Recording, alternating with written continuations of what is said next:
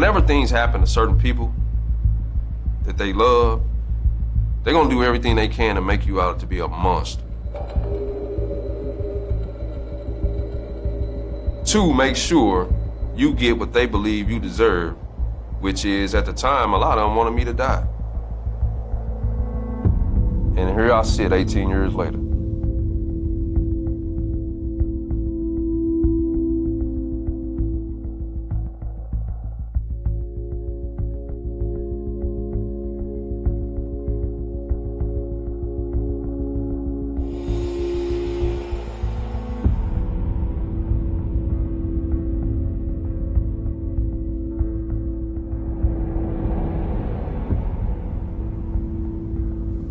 Consider myself just a down-to-earth, normal person who tries to help others and better myself at the same time. More like a people person. I try to look after people. I got a caring heart.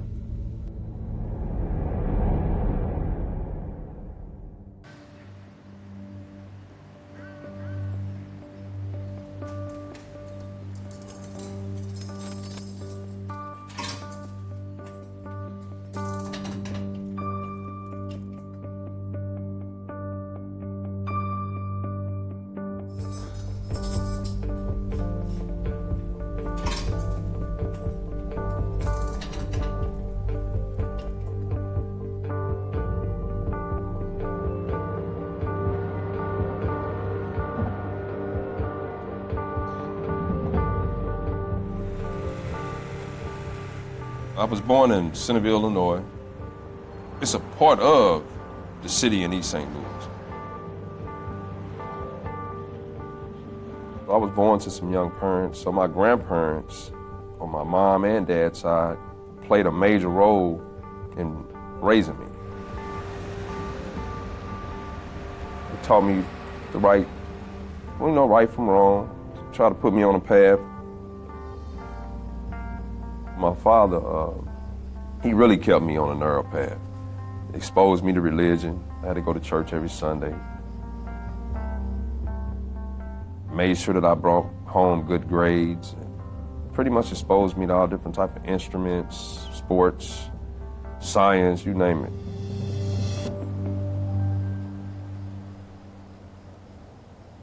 Him and I used to take rides on his motorcycle. But this particular day, he wouldn't let me ride with him.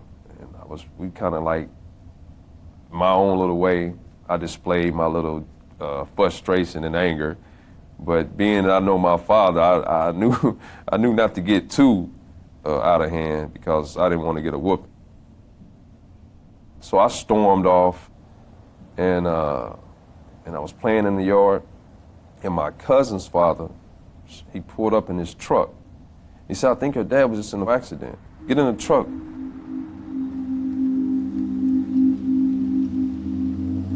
And so I got in the truck, took me to this area.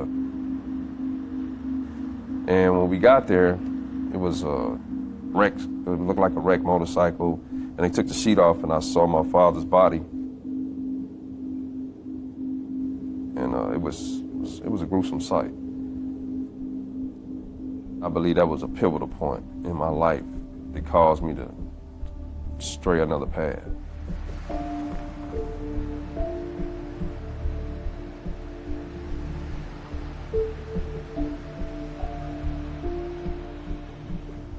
I started fighting,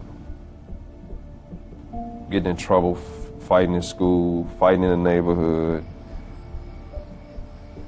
Instead of it stopping, it just continued. But around that time, I think it was I was 13 turning 14. But that's when my cousins from California came down, and they introduced me to selling these drugs and the work and the money. I was like, wow, I made this money and I didn't do nothing. In my mind, I'm thinking this was no work.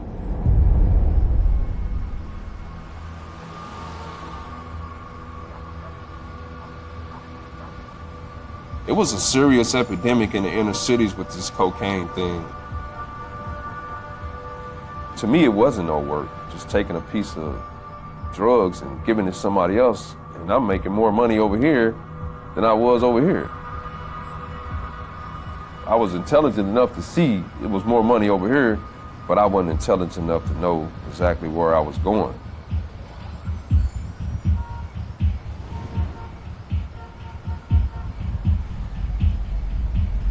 And it was like a beginning and no end. I believe that's when I started carrying a lot of weapons. And I think what really enhanced it, I was robbed once. And I was in my mind like that'll never happen again, so I made sure I kept a weapon on me at all times.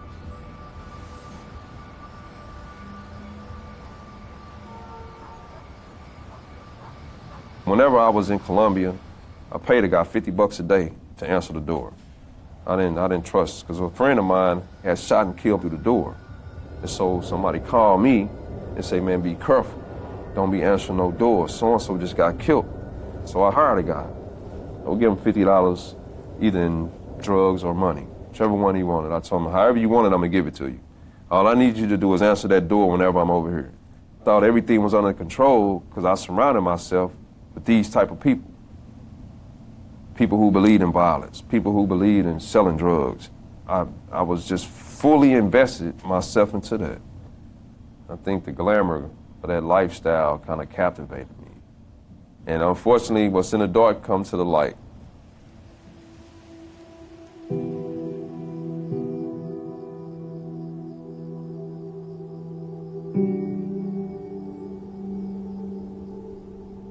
I first met Angela through her cousin.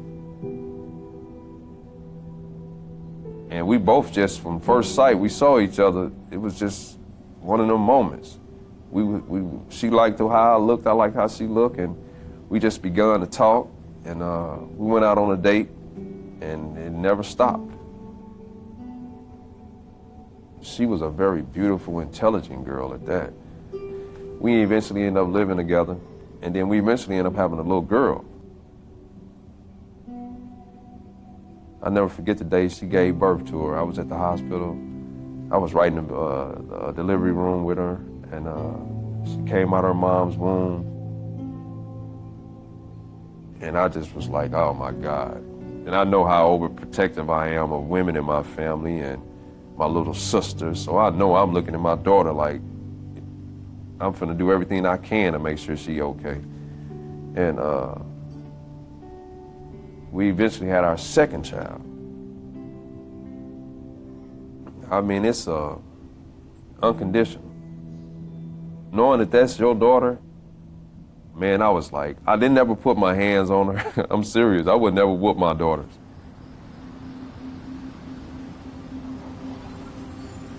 I really didn't expose Angela to too much of my criminal activity in the beginning, but eventually, when one of our houses got broke in, I had to explain to her my lifestyle.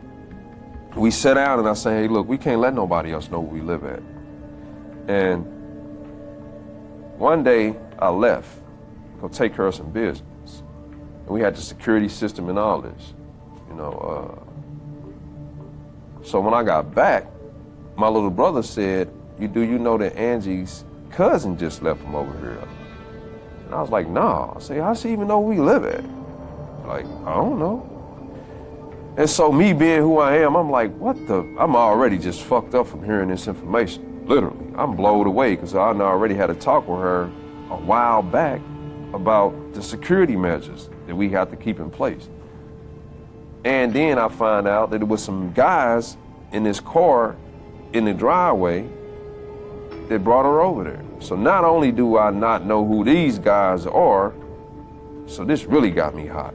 So we fell out that night.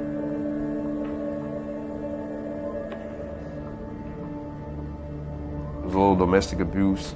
I ended up shaking her up a little bit. I grabbed her and I shook her because she wouldn't tell me exactly what I thought I should hear.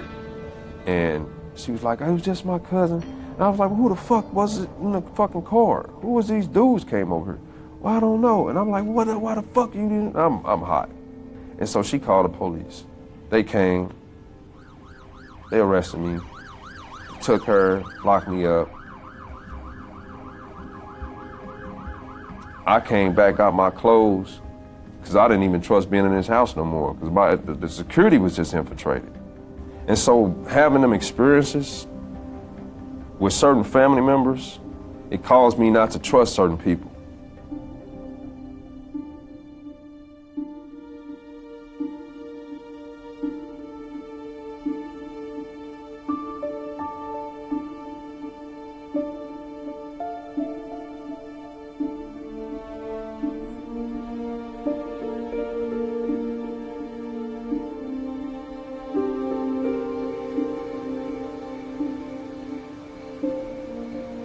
We would celebrate my auntie's. She just got an apartment.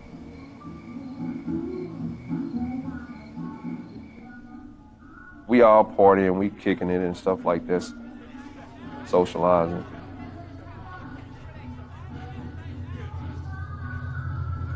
And I wanted to smoke some marijuana. So I called a friend of mine, and he dropped that off. I say to my door guy, I thought he said he was gonna hang out and smoke some with us. Well, he said he had to go pick up his girl from work or something. I said, so okay, where the stuff at? He gave it to me, and I noticed that the bedroom door was open and the light was on.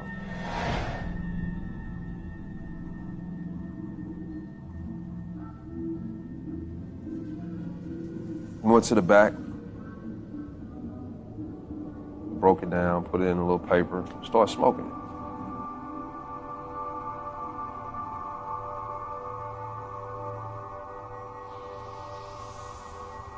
And I heard the door open.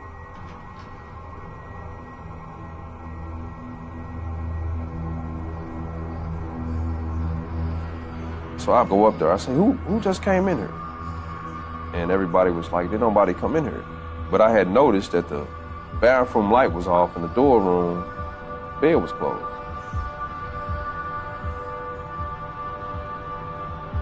Well, anyway, they told me it wasn't nobody. So I go get my door guy. I say, well, if it ain't nobody in here, go open up the bedroom door. Because the door was just open. And he's saying, man, you tripping and ain't nobody in there. But he never would open up the door.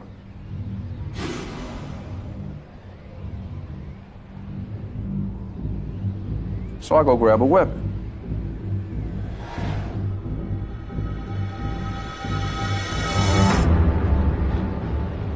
I said, man, go open up the fucking door.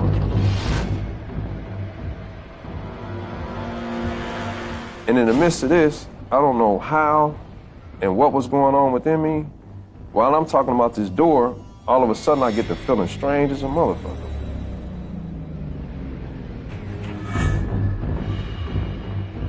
My mind is just not right. Like whatever I was smoking, it was beyond what I've smoked before. I mean, really, it started taking this effect on me. And I'm like, man, I ain't feeling right. And he was like, man, you tripping. I'm like, nah, I'm serious. Something wrong with me, man.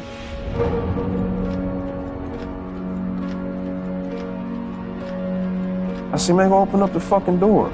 And fuck, that's all I really remember. I don't even know what took place all the way up to 12:50 a.m. I don't even know what the fuck happened.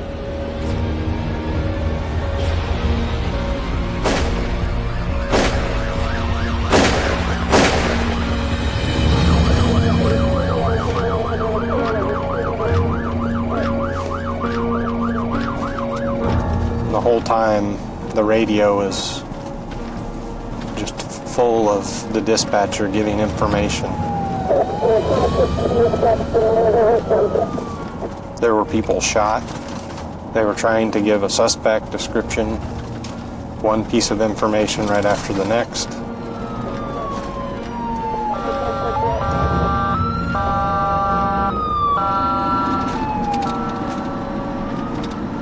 I got in my car and started toward Sexton Street. I knew that would be the quickest way to get to Mary Street.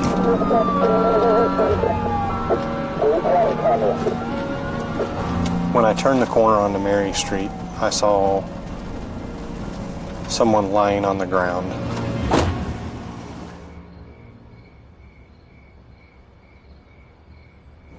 When I got out, I could see that there was a woman laying here, and there were children on top of her. One of them was trying to get out from under her arm, and there was blood pooling around her neck. She had no idea that we were there. She was not conscious. She was barely breathing. She was bleeding out. She didn't respond to us at all. We knew that it was bad for her.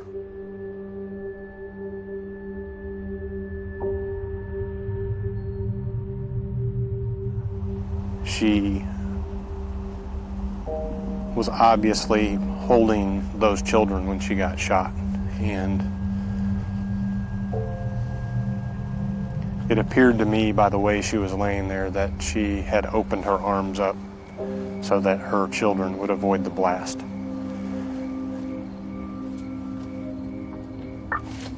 Copy. En route. 1743. Four-door vehicle. It's a...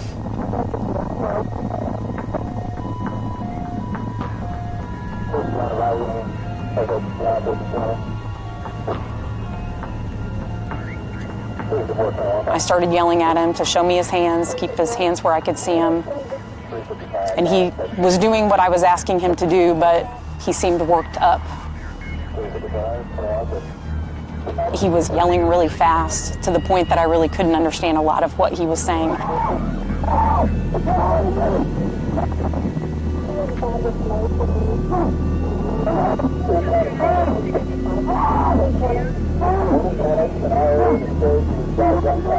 I do remember being kind of surprised that even though he was acting so agitated, that he was doing the things that I was telling him to do. So I knew that he was at least understanding my commands.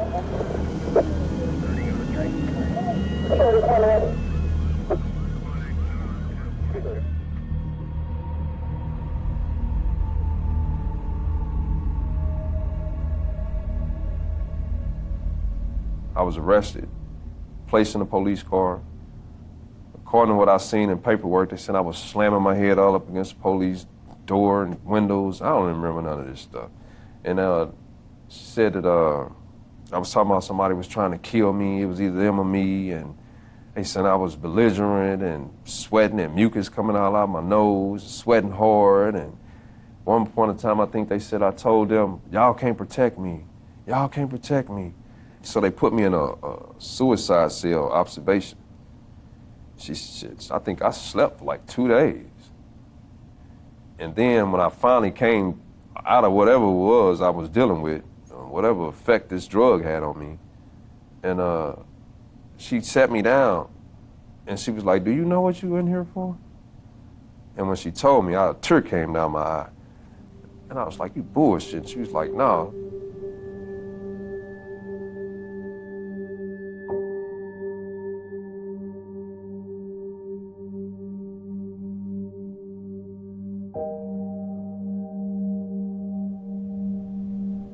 Well, that night, I was told I shot Juanita Hoffman, my auntie,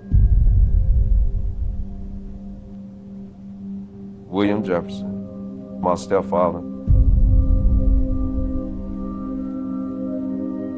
and I shot my girlfriend, Angela.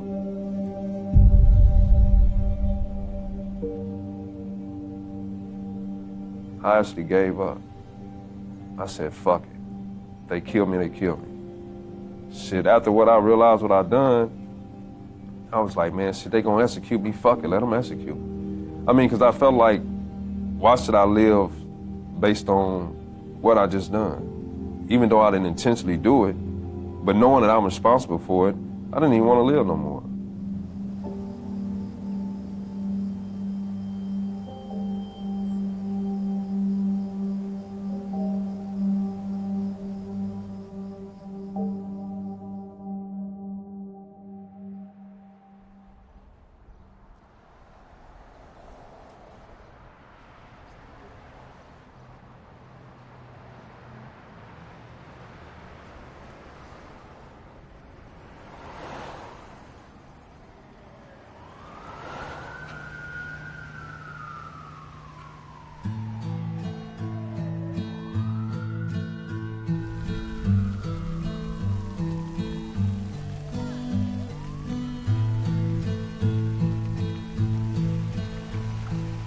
I like winter. I like winter and fall. Everybody worries about me in November, but they know it's hard. It's a hard time for me. Because all the things that happened in November. I'm Angela's mom, Valerie. Angela was one of the person DeAndre had killed that night.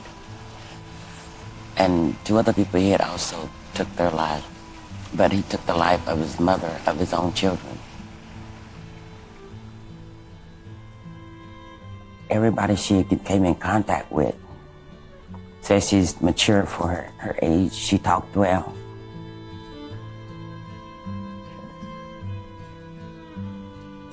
She didn't go to bars. She hated them. She stayed home and read books. She was a bookworm. And when Andy turned 16, she came to me and she said, Mama, I want to go out on a date with this guy. I said, okay, well, we need to talk to him. He was a total gentleman because he was nice, polite, spoke polite, brought her back on time, and called her on the phone like normal girlfriend, boyfriends. You wouldn't think that he was a wolf in sheep clothing.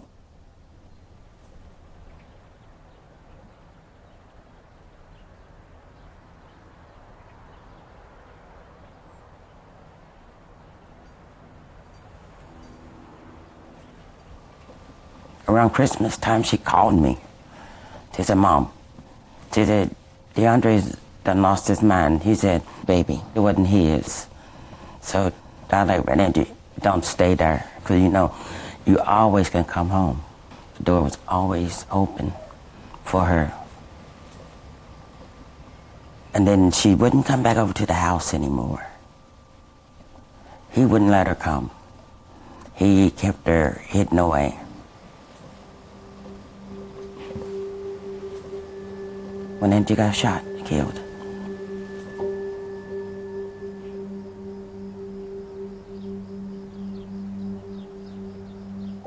Oh, you all right? Oh my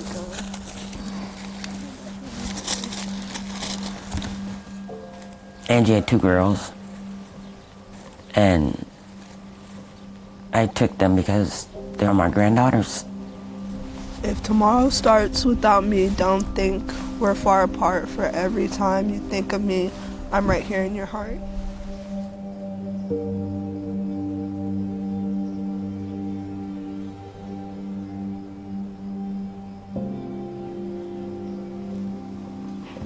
I had a deep hate, and I wanted him to hurt just like he hurt everybody else. I wanted them to put him to death. Because he deserved it. I mean, you kill the people that you say you love. You didn't love them that much if you're gonna take their lives.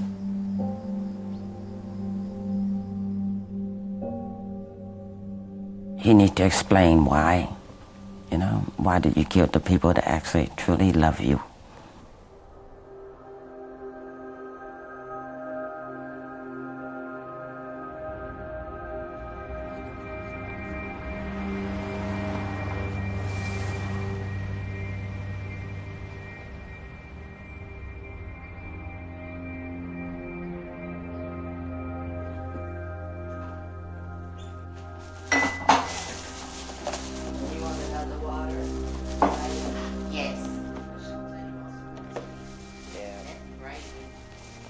Growing up with DeAndre, he's spoiled. He was a spoiled kid. He had everything.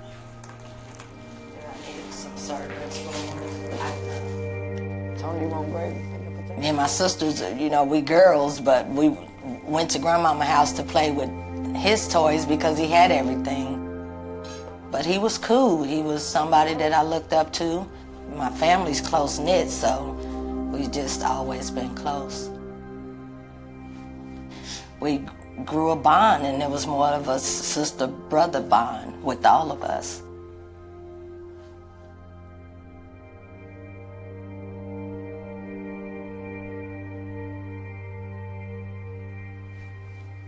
He was never mistreated at home. We all had a good life.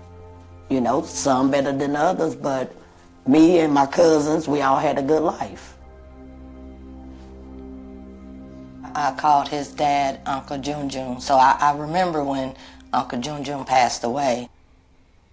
And I know it affected DeAndre. I don't think that he even cried like a normal child would losing their parent. But it's, you know, over the years he found different ways to deal with it. As he got a little older, he started smoking marijuana. I think that kind of took the edge off for him.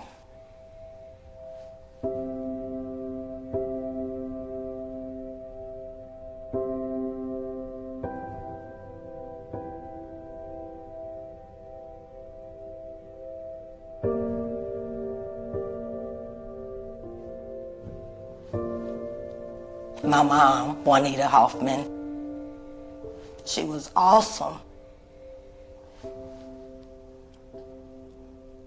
Nobody is perfect, but when you speak of Juanita Hoffman, she was the closest thing to being perfect. My house phone rang, and I picked it up, and it was my sister, my big sister, Shantae. Very upset,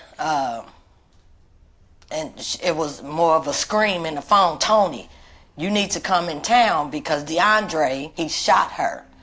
So I'm like, what? And at that point, I just started screaming.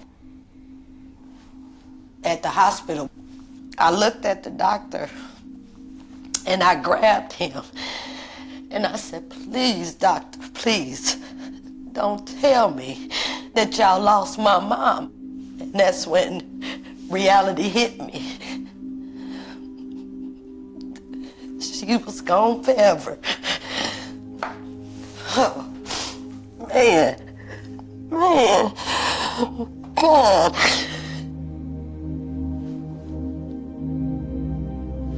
You know, and then you sit there and I could feel, you know, I could feel her pain, you know, the shot.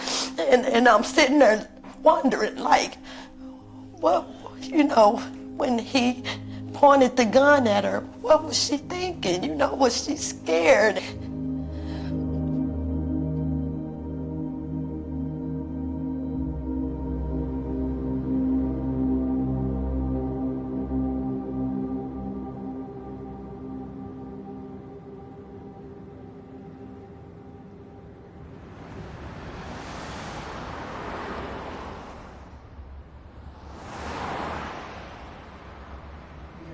I don't have any discovery, so I want to at least review that, talk to her about it.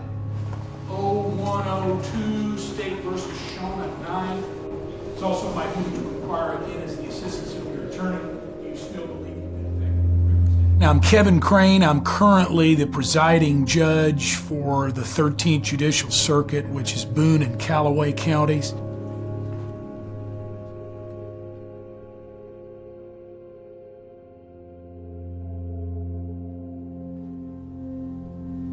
Buchanan's charged by me with 3 counts of murder first, okay? Murder 1 is the only thing that in Missouri has the potential for life without eligibility for probation and parole. It's also the only crime for which the death penalty is possible. The family and friends that were at the residence that night of the homicides they had fun together.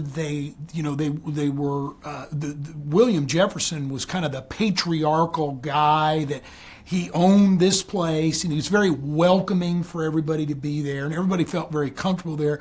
But I think there was this kind of a pall over the place, because as time went on, the defendant became more and more controlling.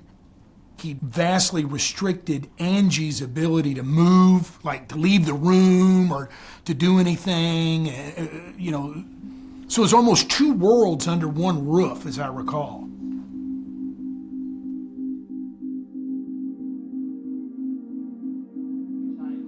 Get the right the right to an attorney. If you can't afford an attorney, one will be hired to represent you. If you choose to make a statement, answer questions, you can stop. You can stop doing so at any time until you have your attorney present. You understand what I just said to you? Yeah, I know. Same thing that he said to you, okay? Yeah. Tell me who all was in the house. Me, my girl, It was you, your kid's mom, and look, 2 kids. my kid's mom and the 2 kids was in the back. Okay. Now, my auntie, my TT, William Jefferson, my stepfather, he's there sitting on the couch with their back against the windows.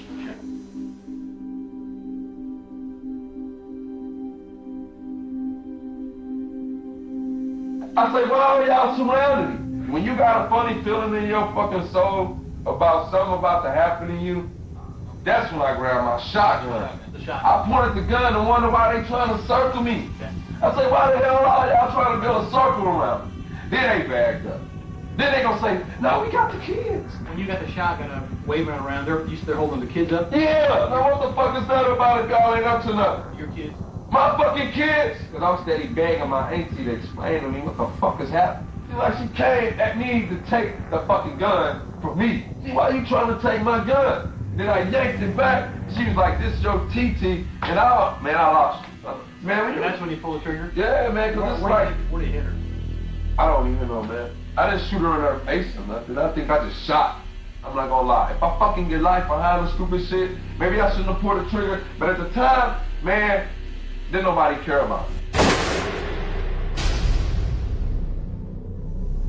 All right. So anyway, you encountered Mr. Jefferson in the kitchen in front of the refrigerator, and then what happened? You say anything to him? No, I just looked at him. He looked at me, and I was like, man, why the fuck are y'all trying to kill me? And he said, man, this your stepfather. And then what happened? And I pulled the trigger, and I ran out the house. Where do you hit him? I don't know, man. I ain't shoot him. I think I shot him somewhere. Someone in the chest, okay. Yeah, man. And then you ran out the house? Yeah. All of a sudden, I see somebody moving to the right, and I see it's my kid's mother. The gun was out of bullets. Okay. And then what happened? Then I went in my back pockets and loaded the gun back up.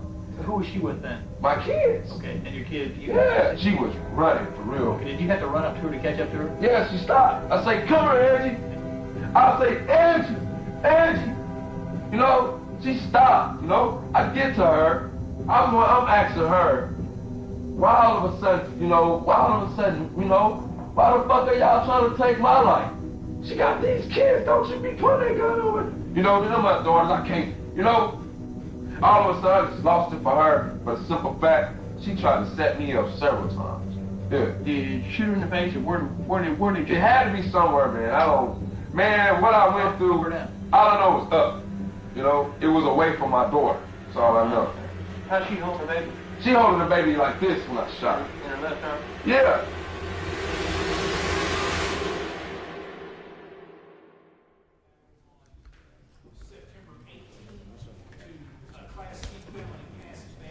I don't question he was under the influence of controlled substance, but that's not a defense. You know, you can't go, I drank a fifth of whiskey and I don't remember killing the people. It's not a defense. So that was off the table. So I'm trying to charge this case and I'm looking at, is there deliberation prior to killing somebody? Cool reflection on the matter of killing another person, no matter how brief, okay, is deliberation. Well, in this case, we had 3 victims, all right? In this case, we had each one of the victims shot by the defendant with a pump shotgun. Let me just go over a couple of things. Number one, now after you shot your aunt, did you work the pump on the shotgun immediately? Yeah, because I didn't know it was in front of me. Not only did he have to load and reload the weapon to accomplish these 3 murders in the first degree, he had to rack that action every time he fired a shot. And then when you shot Mr. Jefferson, did you work the pump on the shotgun? No, I ran outside, but then I worked it when I got to the back. Okay. What the hell is that so about? So then you got your ammo out your pocket and you reloaded your shotgun. Exactly. Did you have to jack the action then to get a right from the tube into the chamber? Yeah, you had to. Okay. That was one of the components of how I demonstrated to the jury that he deliberated on each of the 3 victims that he killed.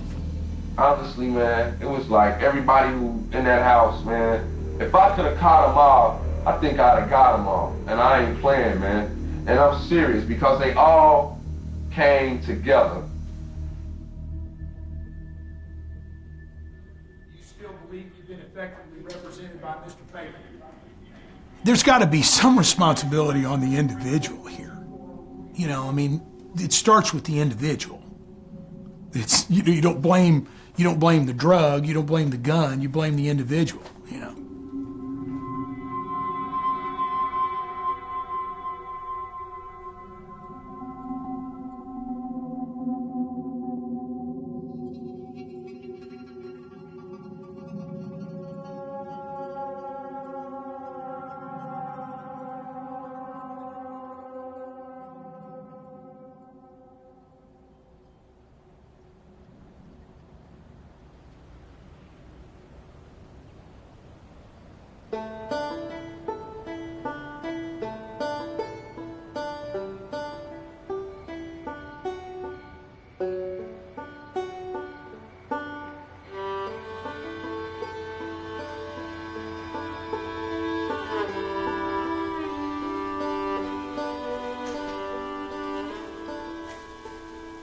It's been 17 years as of last November, and it's still fresh like it just happened yesterday for some of us.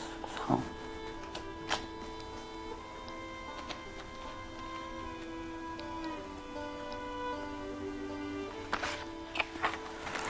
This picture here, DeAndre and his mom and Juanita are standing by each other, talking to each other. It's actually June 3rd, 1992, the day that my grandfather, William Jefferson, married DeAndre's mother, Lydia Jefferson. DeAndre was the groomsman in the wedding. That was my grandfather, William Jefferson, DeAndre's stepfather, and one of the people that he murdered that night.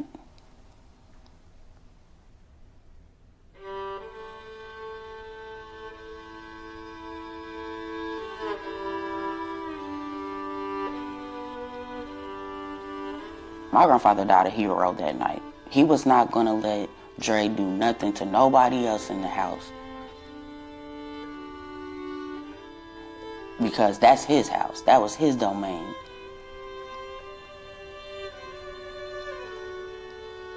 My grandfather just, treated him like a son. And Dre returned the favor by putting a bullet in his heart.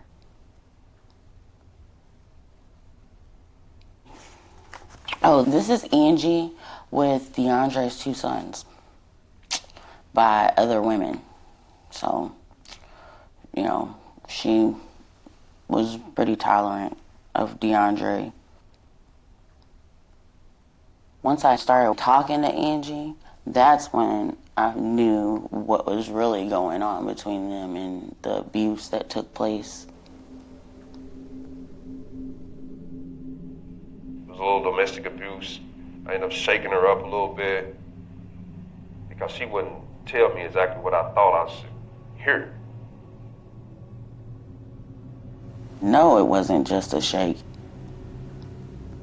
I think he chooses to describe it like that because he doesn't want to seem like the bad guy when clearly he is the bad guy. Dre had been arrested for domestic violence against Angie. And the incident was that Angela was pregnant with her first child, and he ran out into the street after her and started hitting her with a baseball bat. He came at her with a weapon. He'd been so physically violent to her in the past that the court had them separated, the court had made it ordered that they not be near each other because of how bad he did Angela. At the time of Angie's death, Dre was not even supposed to be in contact with Angie, but that's how much control he had over Angie's mental state and how she moved. But by law, they weren't even supposed to be in contact with each other. And, like, she was so afraid of him that even though he did all that to her and the police separated them, she still came back. You know, she still went back after he did that to her. I'm still struggling trying to figure out why this happened. Like, how the fuck did I allow myself to do this? Angie, he just cold-bloodedly murdered her. Period. It was definitely premeditated. It may not have went how he had planned it, but he definitely intended to kill Angie, period. Angie could have escaped that night. But Dre called her back. She just froze up and went to him, and that's when he shot her in the neck while she was holding the kids. You know? She's holding a 5-month-old baby and you shoot her in the neck like she's a piece of trash. He took the natural path of an abuser. DeAndre did, you know? He started out with the gifts and the spoiling her and taking her on trips, and, you know, he went from that to, you gotta live with me, to, you can't leave the house unless I say so, to, you can't hang out with your family, you can't be around your friends, to killing her. And it was not drugs that night. I don't care what he says about him being high off of any drug that night. I saw Dre with my own 2 eyes 10 minutes before this happened. I know he was not high. I know he was not induced into some type of psychosis because of drug use. That's a false, patented lie that he likes to tell. The other people that were there that night were really collateral damage to what he intended to do to Angie anyways, you know? And he had no reason to kill Juanita. He definitely had no reason to kill my grandfather.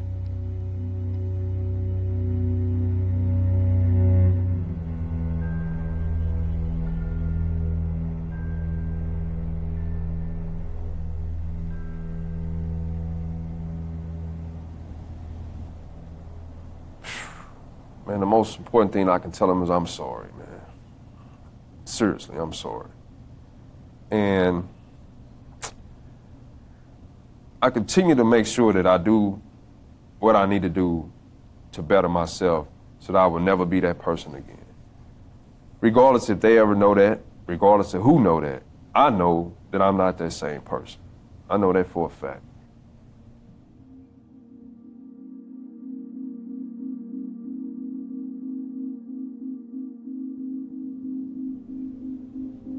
I'm still struggling trying to figure out why this happened. Over these years, I wrestled with, like, how the fuck did I allow myself to do this? How did I allow myself to shoot my aunt, my girl, and my stepfather? Shoot my girl while she holding my daughter. I do believe that DeAndre was planning to murder Angie, yes. The other people that were there that night were really collateral damage to what he intended to do to Angie anyways. No. Because if that was the case, I could have been done that. Shit, if I wanted to kill her, I could have been killed her. And the only thing I keep concluding is this chemical that I got my hands on that I wasn't aware of caused me to react like this. And when you compile that with my lifestyle, way before I even met Angela. See, like I said, I was violent before I even met her. I've been involved in all kind of violence where I done seen people lose their life. I mean, it's nothing to be proud of now. I think back on it, but back then we thought that was the thing to do. I'm gonna react a certain way. based on the way I've been living and conditioned. Cool reflection on the matter of killing another person, no matter how brief, is deliberation, okay? I demonstrated to the jury that he deliberated on each of the 3 victims that he killed. This wasn't no planned situation. I didn't sit back and calculate and said, okay, this is what I'm finna do. I didn't say I'm finna go kill my girlfriend. I didn't say I was finna go kill my auntie. I didn't say I was finna kill my stepfather. Not one time did I sit back and say, okay, this is what I'm finna do today. Nah, hell no. According to everything, including myself and everybody that was there that night, I just flipped out. That wasn't no premeditated, planned out situation. What I truly believe that night was a contributing factor was that door and somebody coming into that house and them not opening up that bedroom door to let me see who was in there. I truly believe that's what contributed to me reacting the way I did that night.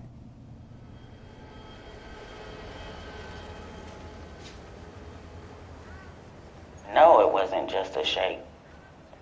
30 years.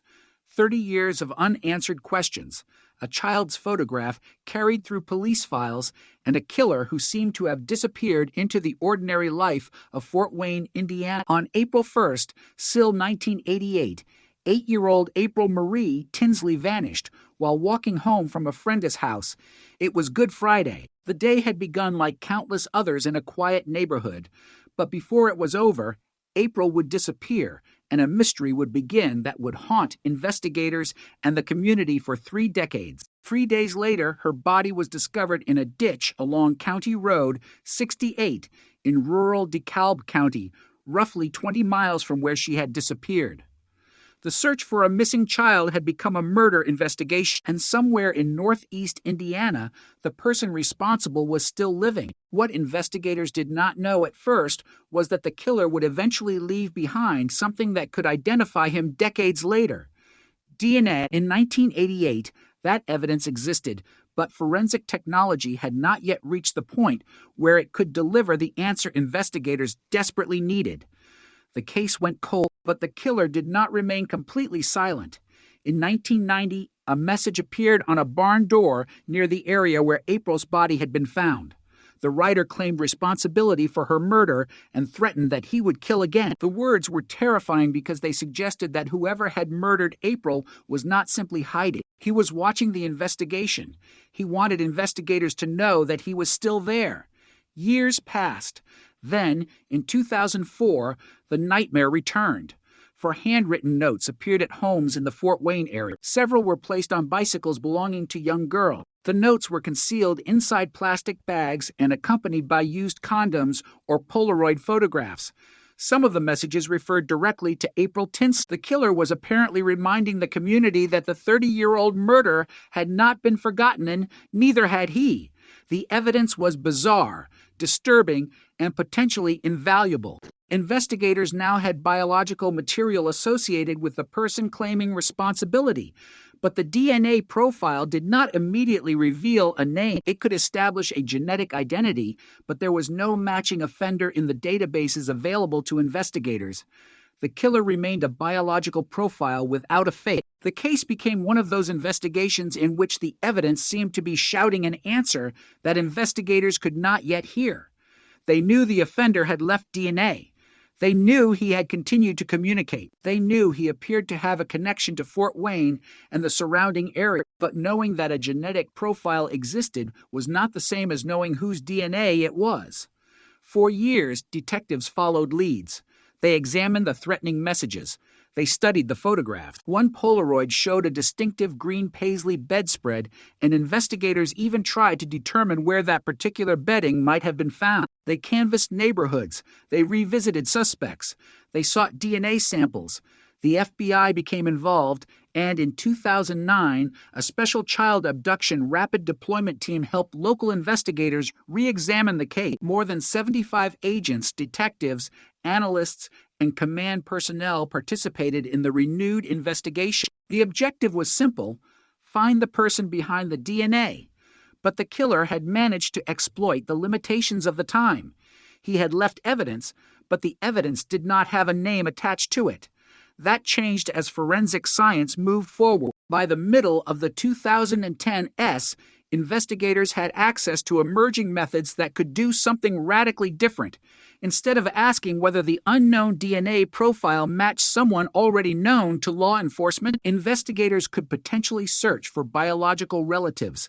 That idea transformed the investigation. A killer did not necessarily have to appear in a criminal database to be found. If a relative had voluntarily contributed genetic information to a genealogy database, investigators might be able to work backward through family relationships and identify the unknown person. It was a new way of thinking about an old crime. The killer did not need to be hiding from the database if his relatives were unknowingly pointing toward him. By 2018, the investigation was ready to take that step. Detectives worked with Parabon Nanolabs, a Virginia-based DNA technology company. The unknown genetic profile was analyzed using investigative genetic genealogy. The technique did not instantly produce a photograph or a name. It produced something more subtle: relationships, distant relatives, family connections, genetic clues that could be combined with public records to construct family trees. The process required patience and painstaking research. Investigators were no longer searching for one person in isolation. They were searching through generations. A genetic connection could lead to a family. A family could lead to branches. Branches could lead to individual descendants, and eventually, those descendants could be compared against the known characteristics of the unknown offender. This was the moment when a 30-year-old cold case began to move again. The DNA profile that had remained anonymous for decades was suddenly capable of pointing toward a specific family. The investigation narrowed. Two brothers emerged as possibilities. One of them was John D. Miller, a 59-year-old man living in Grabille, Indiana. He was not the kind of suspect who would necessarily have drawn attention during the original investigation. He had not been sitting in prison under another identity. He was not a notorious fugitive. He was living an ordinary enough existence to remain outside the center of the investigation for 3 decades. But the genealogy evidence had placed him within the path of the investigation. Now detectives needed something more direct. A genealogical lead could identify a potential suspect. It was not the same thing as proving that person was the source of the crime scene DNA. Investigators needed confirmation. They needed a sample from Miller, and they needed it without relying solely on a voluntary submission. The answer came from the most ordinary place imaginable: his trash. Detectives watched Miller's home and collected discarded material from outside. Among the items recovered were used condoms. The DNA from those discarded items could then be compared with the genetic profile developed from evidence connected to April's murder and the later note. The comparison would determine whether the man the genealogy investigation had identified was actually connected to the biological evidence. This was the critical moment. 30 years of uncertainty had narrowed to a laboratory test. The answer would not come from another threatening letter. It would not come from another witness. It would not come from another theory. It would come from DNA. On July 12, SIL 2018, the Indiana State Police Laboratory confirmed the match. The DNA from Miller's discarded material matched the DNA associated with the April Tinsley investigation and the later evidence left by the killer. The anonymous offender who had haunted Fort Wayne for 30 years had finally been given a name: John D. Miller. The next question was no longer who the killer might be. It was whether Miller would admit what he had done. On July 15, SIL 2018, investigators confronted him. When asked if he knew why they were there, Miller reportedly answered with the name that had haunted Fort Wayne for 3 decades: April Tinsley. He confessed to abducting April, sexually assaulting her, and killing her, according to investigators and the subsequent court proceedings. The cold case had not merely produced a suspect, it had produced an admission. For the detectives who had spent years carrying April's photograph in their files, the moment represented an extraordinary reversal. The killer, who had once seemed almost untouchable, was no longer an unknown figure. The DNA had found him. The genealogy had narrowed the search. The discarded evidence had confirmed the connection, and the confession removed another layer of uncertainty. But for April's family, the breakthrough came with an entirely different emotional weight. They had waited 30 years for an answer. They had watched her photograph appear on billboards and in news reports. They had lived through years when the killer seemed to have vanished. They had endured the disturbing messages and the knowledge that someone responsible for April's death had once been able to move freely through the community. Now, suddenly, that person had been identified. The case that began with a little girl walking home in 1988 had reached the moment investigators had imagined for 3 decades. John D. Miller was arrested and charged. He would eventually plead guilty to murder and child molesting. In December 2018, he was sentenced to 80 years in prison, 50 years for murder and 30 years for child molesting. The sentence marked the legal conclusion of a case that had remained unresolved for an entire generation. But the most extraordinary part of the story was not the sentence. It was the path that led there. For 30 years, the killer had existed only as an unknown man represented by DNA, threatening messages, disturbing photographs, and a trail of feet. The investigation had nearly every ingredient of a solvable case, yet the missing ingredient was identity. Then science changed the rules. A DNA profile that once led nowhere could now be connected to relatives. Those relatives could reveal a family tree. The family tree could narrow the search, and the final confirmation could come from a discarded object recovered outside a suspect's home. The process was almost impossible to imagine in 1988, but by 2018, it had become reality. The case of April Tinsley would become one of the most powerful examples of investigative genetic genealogy being used to solve a long unsolved American murder. Yet behind every technological breakthrough remained the same painful truth. April was only 8 years old when her life was taken. She never had the opportunity to grow up. She never saw the future that awaited the adults around her. The investigation lasted longer than the life she had been given. 30 years passed. Investigators changed. Technology changed. The community changed. But April remained 8 years old in the photograph that had been carried through the investigation. The DNA could identify her killer. It could not give her life back. The genealogy could reconstruct a family tree. It could not reconstruct April's future. The arrest could provide accountability. It could not erase the decades of grief, and the sentence could put John Miller behind bars. It could not change what happened on that Good Friday in 1988. That is the paradox of a cold case finally solved. The answer can arrive decades later, but the tragedy never moves backward. The investigation can cross the finish line, but the victim cannot. April's story, therefore, became more than a story about a killer finally identified. It became a story about evidence surviving long enough for science to catch up with it. It became a story about investigators refusing to let an 8-year-old girl become another forgotten name in an old case file. And it became a warning to every killer who believes time can erase what they left behind. 30 years had passed. The evidence was still there. The DNA was still there. The memory was still there.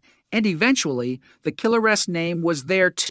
The morning after April Tinsley disappeared, the world around Fort Wayne had already begun to feel different.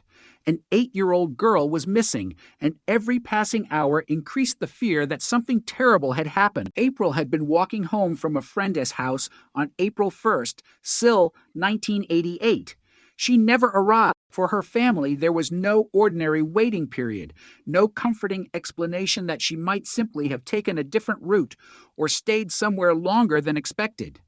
The uncertainty was immediate and overwhelming. Somewhere between the place where April had last been seen and the home she was supposed to reach, the ordinary routine of a child walking through her neighborhood had been violently interrupted. Investigators began searching for her, and the community responded with the urgency that naturally follows the disappearance of a child. Search efforts expanded. Questions were asked. People looked at roads, fields, neighborhoods, and places where a child might have gone. Every possible lead mattered. Every report had to be considered. The central objective was to find April alive, but the investigation would soon take a devastating turn. 3 days after her disappearance, April's body was found in a ditch along County Road 68 in DeKalb County. The discovery transformed the case immediately. The missing child investigation became a homicide investigation, and the search for April became a search for her killer. The location where her body was found was outside the neighborhood where she had disappeared, adding another disturbing element to the investigation. Whoever had taken April had moved her away from the place where she had last been seen. Investigators now had to determine how that happened, who had access to the area, and whether anyone had witnessed anything unusual. The investigation entered a difficult and painful phase. Detectives needed answers quickly, but the evidence available to them was limited by the forensic technology of the late 1980s. DNA profiling was still in its early development. The concept that would eventually transform April's case did not yet have the power it would acquire decades later. Investigators had to work with the tools available. They interviewed witnesses. They examined the crime scene. They collected physical evidence. They tried to reconstruct April's final movements. They searched for anyone who might have seen her or interacted with her before she disappeared. Every detail was examined for significance, but the person responsible remained unidentified. The killer had left behind evidence, yet investigators could not immediately turn that evidence into a name. That distinction would define the case for decades. The investigation was not empty. It was not without clues. It was not without evidence. It simply lacked the technological ability to convert the most important clue into an identification. As the first months passed, the case remained intensely active. April's photograph circulated. Investigators continued pursuing leads. The community wanted answers. Her family wanted answers. And somewhere, the person responsible knew what had happened. Then came a disturbing development that would prove the killer was not content to disappear quietly. In 1990, a message was discovered on a barn door near the location where April's body had been found. The writer claimed responsibility for her murder and threatened to kill again. The message was terrifying for obvious reasons, but it was also investigative evidence. It suggested that the killer was still alive and was willing to communicate. The person responsible had not simply committed a crime and vanished. He was deliberately inserting himself into the investigation. He wanted someone to read the message. He wanted someone to know that he had not forgotten April. The threat also raised a frightening possibility for the community. If the writer was telling the truth, the killer could still be free.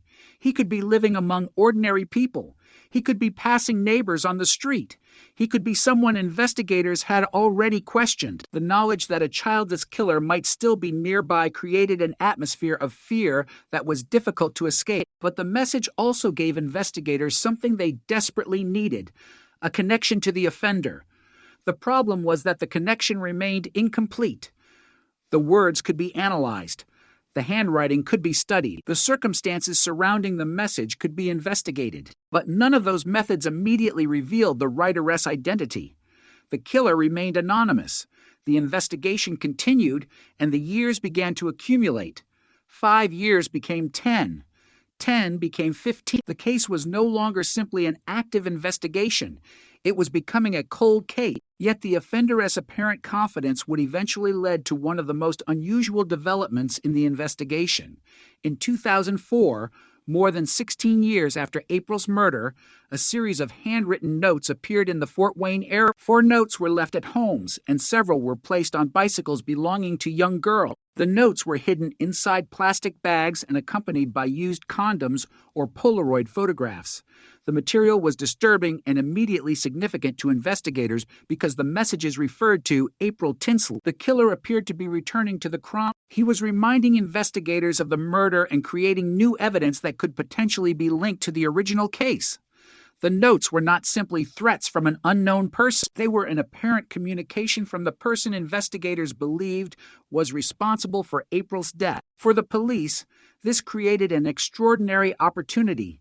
The offender was leaving biological material. If the material could produce a DNA profile, investigators might finally have a scientific identifier. That possibility changed the direction of the investigation. DNA had become far more sophisticated since 1988. The biological material left with the later messages could potentially be tested.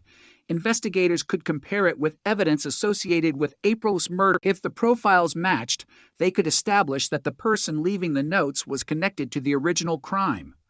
The testing produced a crucial result. The biological evidence from the later communications was associated with the same unknown male profile connected to the investigation.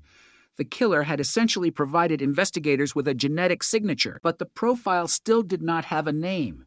That was the problem. Investigators knew what the killeress DNA looked like. They just did not know whose DNA it was. This was a critical distinction. Modern DNA could tell investigators that biological evidence came from a particular individual, but without a corresponding known sample or database match, the profile remained anonymous. The case had gained a powerful forensic weapon, but the weapon could not yet fire. Investigators could compare samples. They could exclude people. They could search available databases. But the unknown profile did not immediately produce an identity. The killer was now represented by genetic information rather than a fate. That genetic information became one of the most valuable pieces of evidence in the entire case. It meant that investigators were no longer completely dependent on eyewitness memory or circumstantial leads. They had a biological signature that could remain stable across decades. If the killer ever entered a database, the match could potentially identify him. But if he never did, the profile could remain anonymous indefinitely. That possibility was deeply frustrating. The killer could be living in Fort Wayne or somewhere nearby. He could be living an ordinary life. He could have a family. He could have a job. He could have passed through law enforcement interactions without ever providing a sample that matched the evidence. Investigators had the DNA. They simply did not have the bridge between the DNA and the man. The investigation, therefore, entered another long period of uncertainty. Detectives continued working the case. The FBI became involved, and in 2009, a special team was brought in to assist with the investigation. The renewed effort demonstrated that authorities had not abandoned April. The case was too important and the evidence too significant to allow it to disappear into an archive. More than 75 agents, detectives, analysts, and command personnel participated in the renewed effort. Investigators reviewed old information, reconsidered leads, and examined the evidence with the knowledge that DNA might eventually provide the breakthrough. The investigation became a massive search for a person whose most identifiable feature was invisible. He had a genetic profile. He had written messages. He had left biological evidence. He had claimed responsibility, yet his name remained unknown. The detectives faced a problem that seemed almost impossible. How do you find someone when you know his DNA but not his identity? The answer would eventually come from a scientific field that had barely existed when April was murdered: genetic genealogy. Instead of searching only criminal databases, investigators could look for relatives of the unknown offender. The concept was revolutionary. A person did not need to have committed a crime previously. A person did not even need to have submitted his own DNA. A relative could unknowingly provide the genetic clue that led investigators toward him. By the late 2010s, this approach was becoming increasingly powerful in cold case investigations. Investigators recognized that April's case might be an ideal candidate. They already possessed an unknown DNA profile. They had waited decades for a database match that never came. Now they could try a different strategy. Rather than asking, "Who is this man?" they could ask, "Who is related to this man?" That change in the question changed everything. The investigation moved from the streets of Fort Wayne into the world of genetic relationship. A DNA profile could point toward distant relatives. Those relatives could be connected through public records. Families could be reconstructed. Branches could be traced. Investigators could eliminate people who did not fit the genetic or investigative information and concentrate on those who did. The process was painstaking. There was no simple button to press.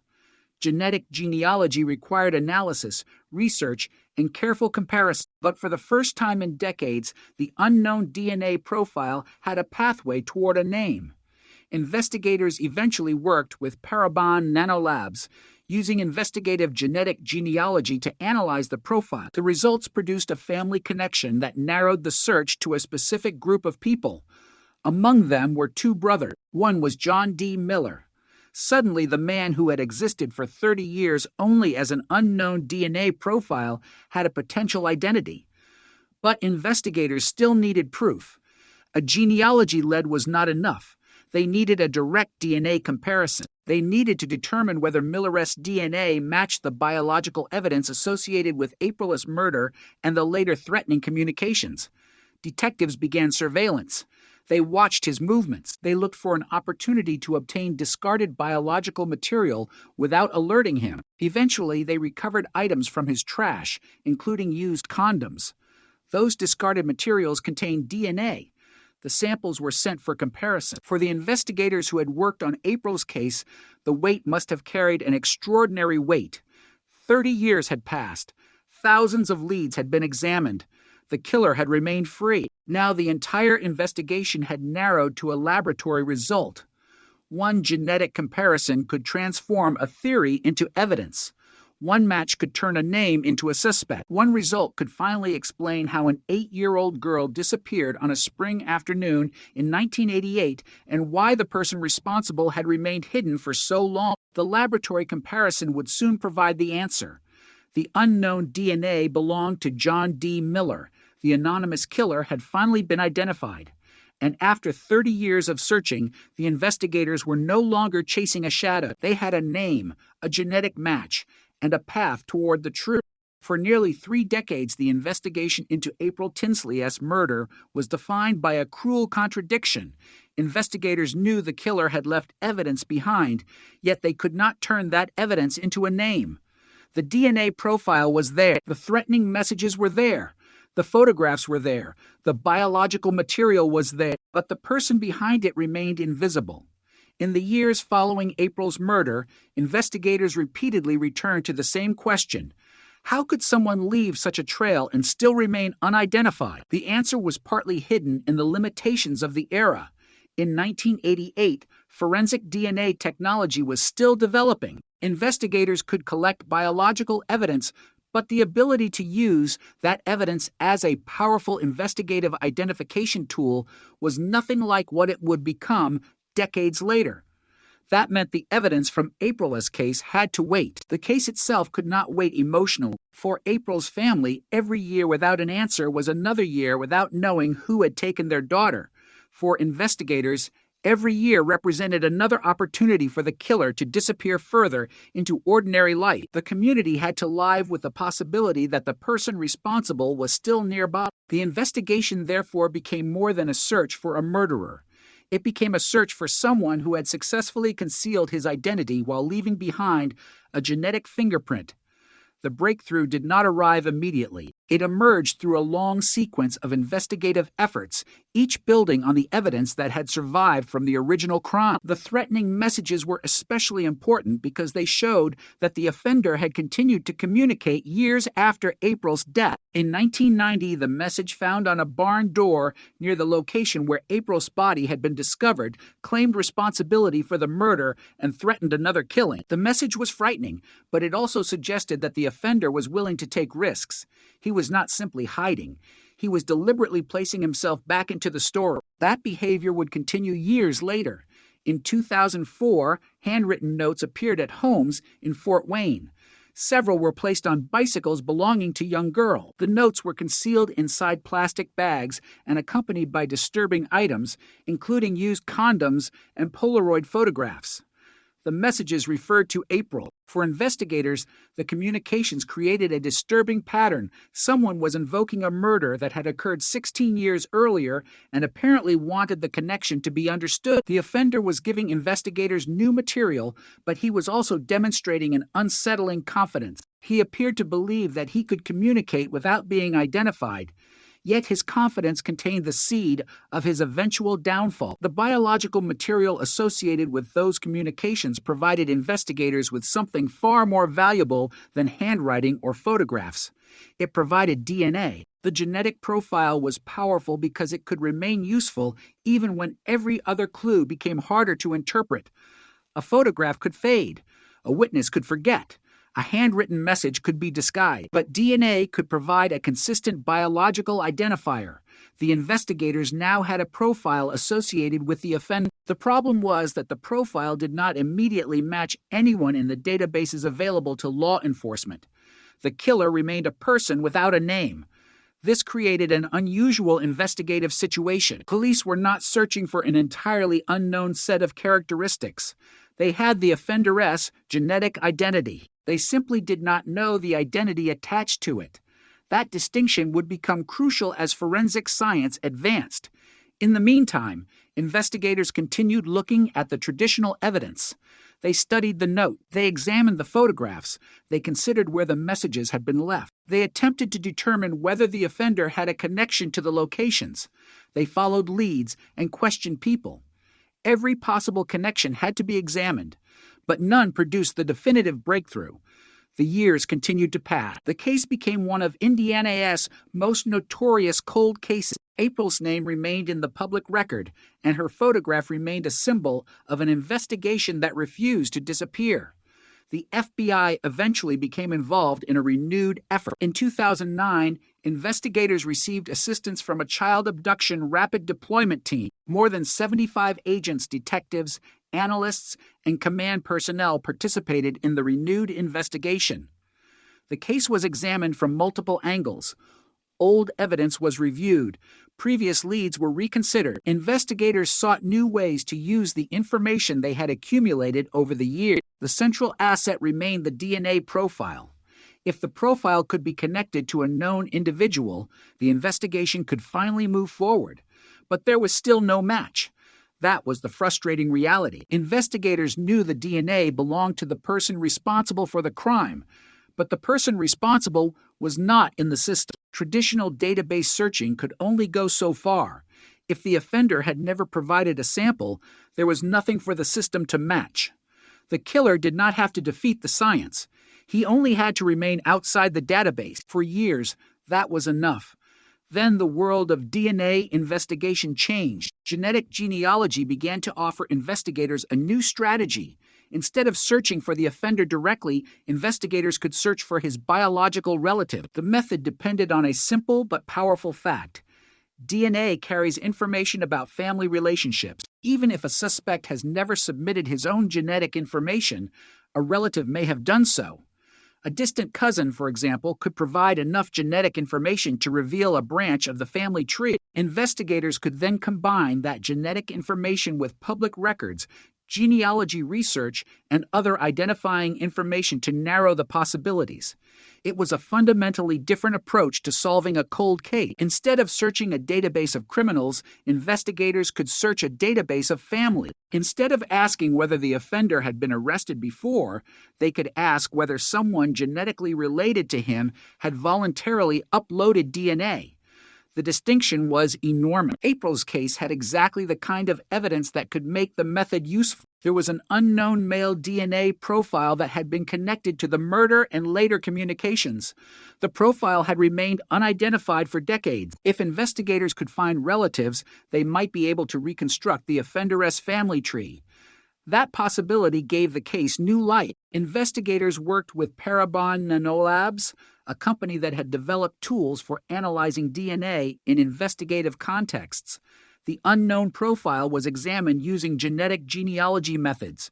The results did not simply produce a name. Instead, they generated relationships that could be investigated. The process became a painstaking reconstruction of family connections. Investigators followed branches. They examined generations. They compared relationships. They used records to identify people who fit the genetic information and the known circumstances of the crime. The search gradually narrowed. 2 brothers emerged as potential candidates. One of them was John D. Miller. The name immediately changed the nature of the investigation. For 30 years, investigators had been dealing with an unknown offender. Now they had a specific person whose family relationship to the DNA evidence made him worthy of scrutiny. But investigators could not simply arrest Miller based on a genealogical lead. The genetic genealogy process was investigative. It generated a lead, not a courtroom conclusion. The detectives needed direct confirmation. They needed Miller's DNA. That meant obtaining a biological sample that could be compared directly with the evidence from the case. Investigators began watching him. Surveillance was conducted. They waited for an opportunity to collect something he had discarded. Eventually, that opportunity came through his track. Investigators recovered discarded items from outside Miller's residence, including used condoms. Those objects could contain DNA, and that DNA could be compared with the unknown profile associated with April's case. The moment represented the culmination of years of scientific development and investigative persistence. The original investigators in 1988 could not have predicted that a discarded object collected 3 decades later would become part of the evidence identifying the killer. Yet that was precisely what was happening. The sample was sent for testing. Investigators waited for the laboratory result. If the DNA matched, the genealogical lead would become a direct forensic connection. If it did not, the entire theory would have to be reconsidered. The answer came in July 2018. The Indiana State Police Laboratory confirmed that the DNA from Miller's discarded material matched the DNA associated with the April Tinsley investigation. The unknown genetic profile finally had a name. John D. Miller was no longer simply a person identified through genealogy. He was genetically linked to the biological evidence. The 30-year-old mystery had reached its decisive point, but the investigators still needed to confront him.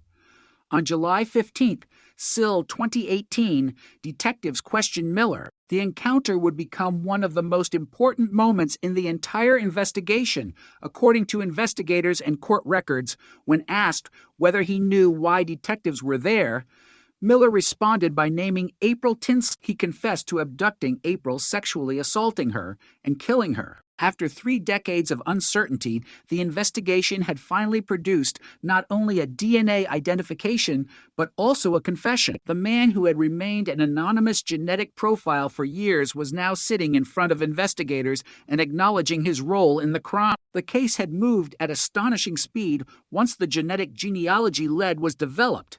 A 30-year-old investigation had gone from an unidentified DNA profile to a named suspect, then to a direct DNA match, and finally to a confession. For the detectives involved, the moment represented the end of an investigation that had consumed decades. But the emotional meaning was much deeper for April's family.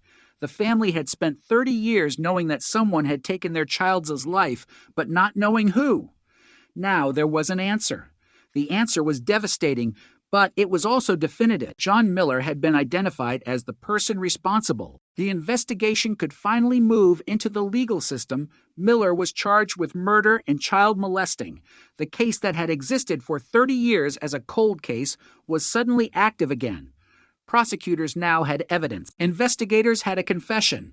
The DNA provided a direct connection.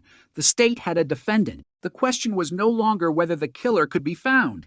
He had been found. The question was, what would happen next?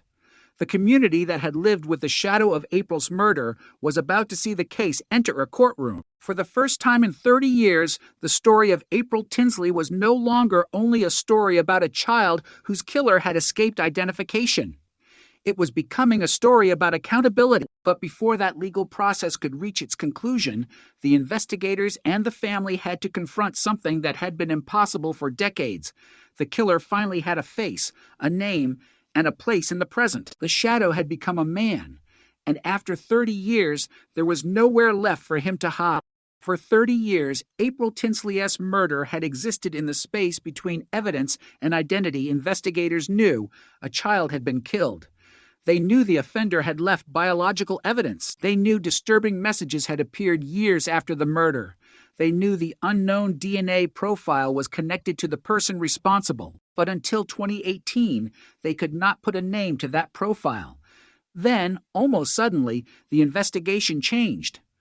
John D. Miller was no longer simply a possible person of interest produced by genetic genealogy. Laboratory testing had connected his DNA to the evidence, and investigators now had a direct forensic link. The man who had remained unidentified since 1988 had finally been located, but finding the suspect was only the beginning of the final stage. Detectives still had to establish what had happened, determine what Miller would say, and prepare the evidence for a prosecution.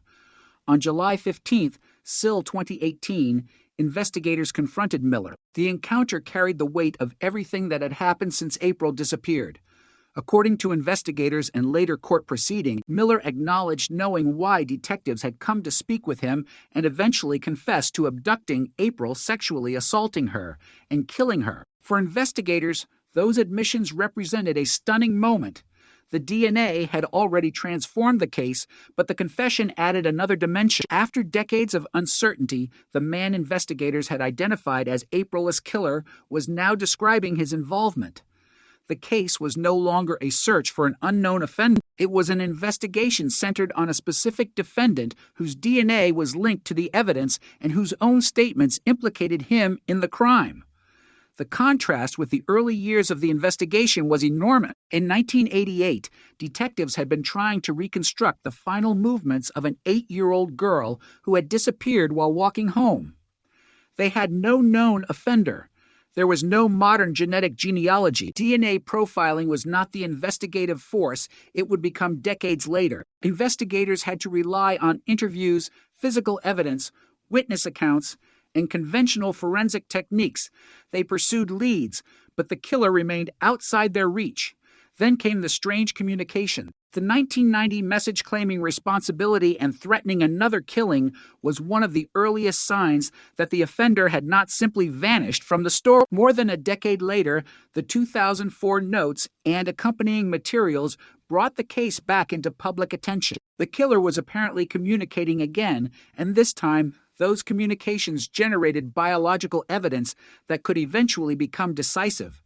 That was the paradox of the investigation. The offender appeared to be taunting authorities, but every communication created another opportunity for forensic science. He could disguise his identity in words, photographs, or location, but he could not easily disguise the biological information contained in the evidence he left behind. Investigators preserved that information. They developed an unknown DNA profile. For years, that profile produced no name. Then genetic genealogy provided a new route. The investigative method allowed detectives to search for relatives rather than searching only for the offender himself. A genetic connection led investigators toward a family. The family structure narrowed the possibilities. Eventually, Miller emerged as a candidate, but investigators understood that genealogy alone was not enough. They needed a direct DNA comparison, and that meant obtaining a biological sample from Miller. Surveillance became part of the operation. Detectives watched his movements and waited for an opportunity to obtain discarded material. They eventually collected items from his trash, including used condoms. Those objects contained DNA that could be tested against the unknown profile connected to April's case. The laboratory result was decisive. Miller's DNA matched the profile. The 30-year-old mystery had reached its most important turning point. The man investigators had been searching for was no longer anonymous. The forensic evidence had identified him. The confession that followed strengthened the case and moved it toward prosecution. Yet even after Miller was arrested, the story did not become simple. A murder investigation that had lasted 3 decades carried enormous emotional consequences. For April's family, the arrest meant that the person responsible for her death had finally been found. But it also meant that the details of the crime would now return to public attention. The memories of 1988, the disappearance, the search, the discovery of April's body, and the years of uncertainty would all be revisited. The family had waited for answers, but answers could be painful.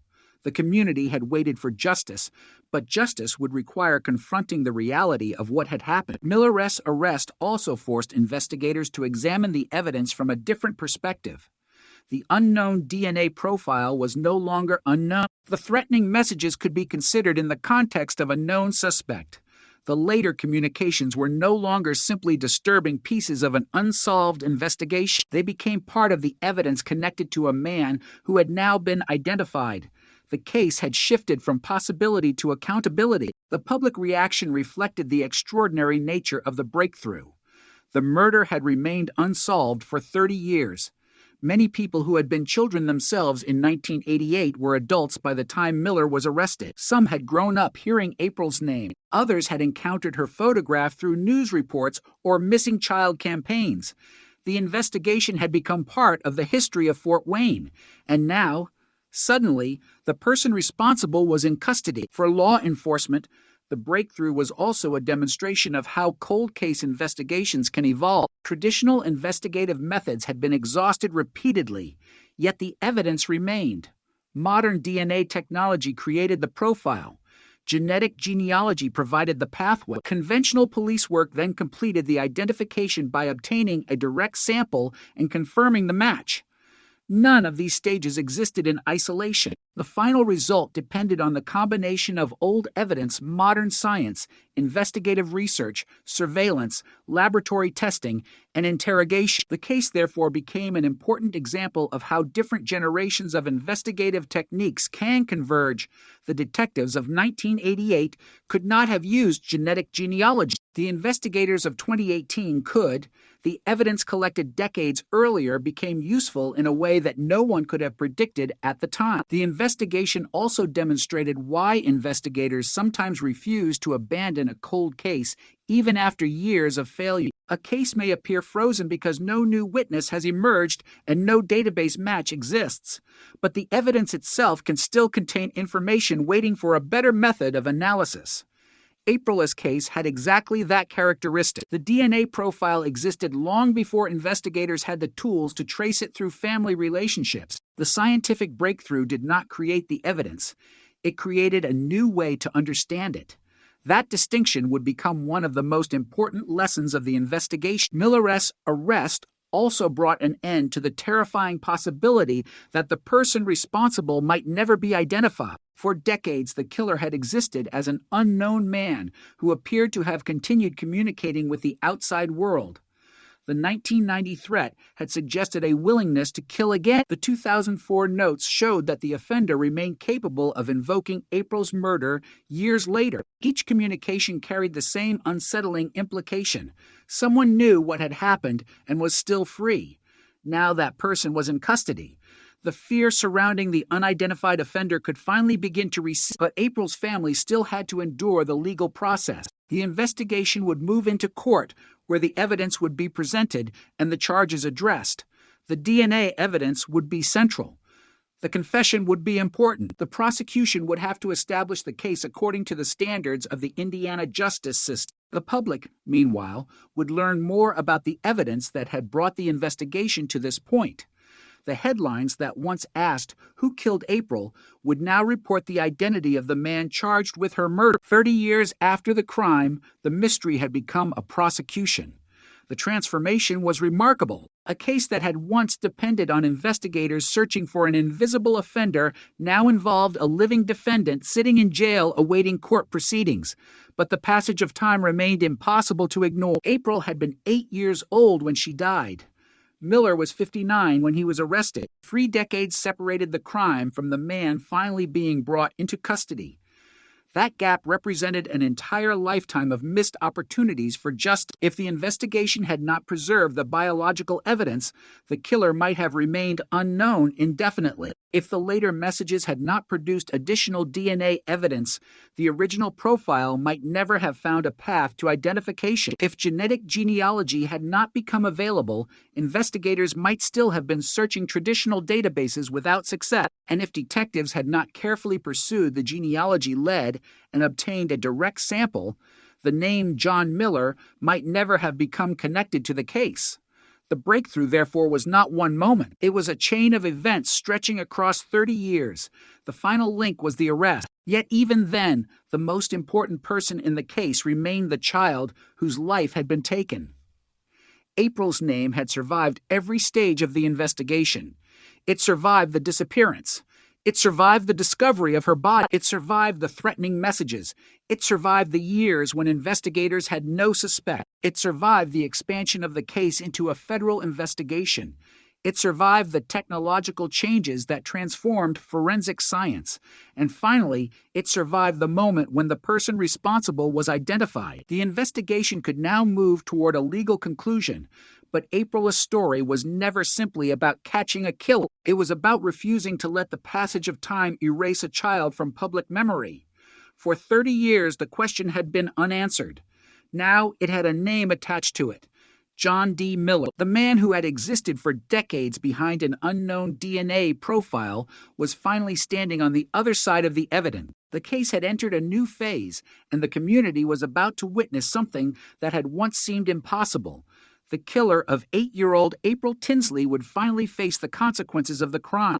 The arrest of John D. Miller brought a dramatic change to the April Tinsley investigation, but it did not immediately erase 30 years of uncertainty. For the first time since 1988, investigators had a living suspect whose identity was supported by DNA evidence. The man who had remained an unknown genetic profile for decades was now in custody, and the case that had once seemed frozen had suddenly become active again. Detectives had spent years wondering whether they would ever see the person responsible for April's murder identified.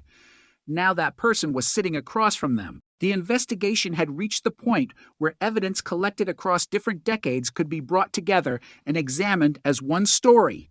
The original murder, the later messages, the biological evidence, the genetic genealogy, the discarded material recovered during surveillance, the confession. Each piece had its own history, but together they created a chain that led directly to Miller.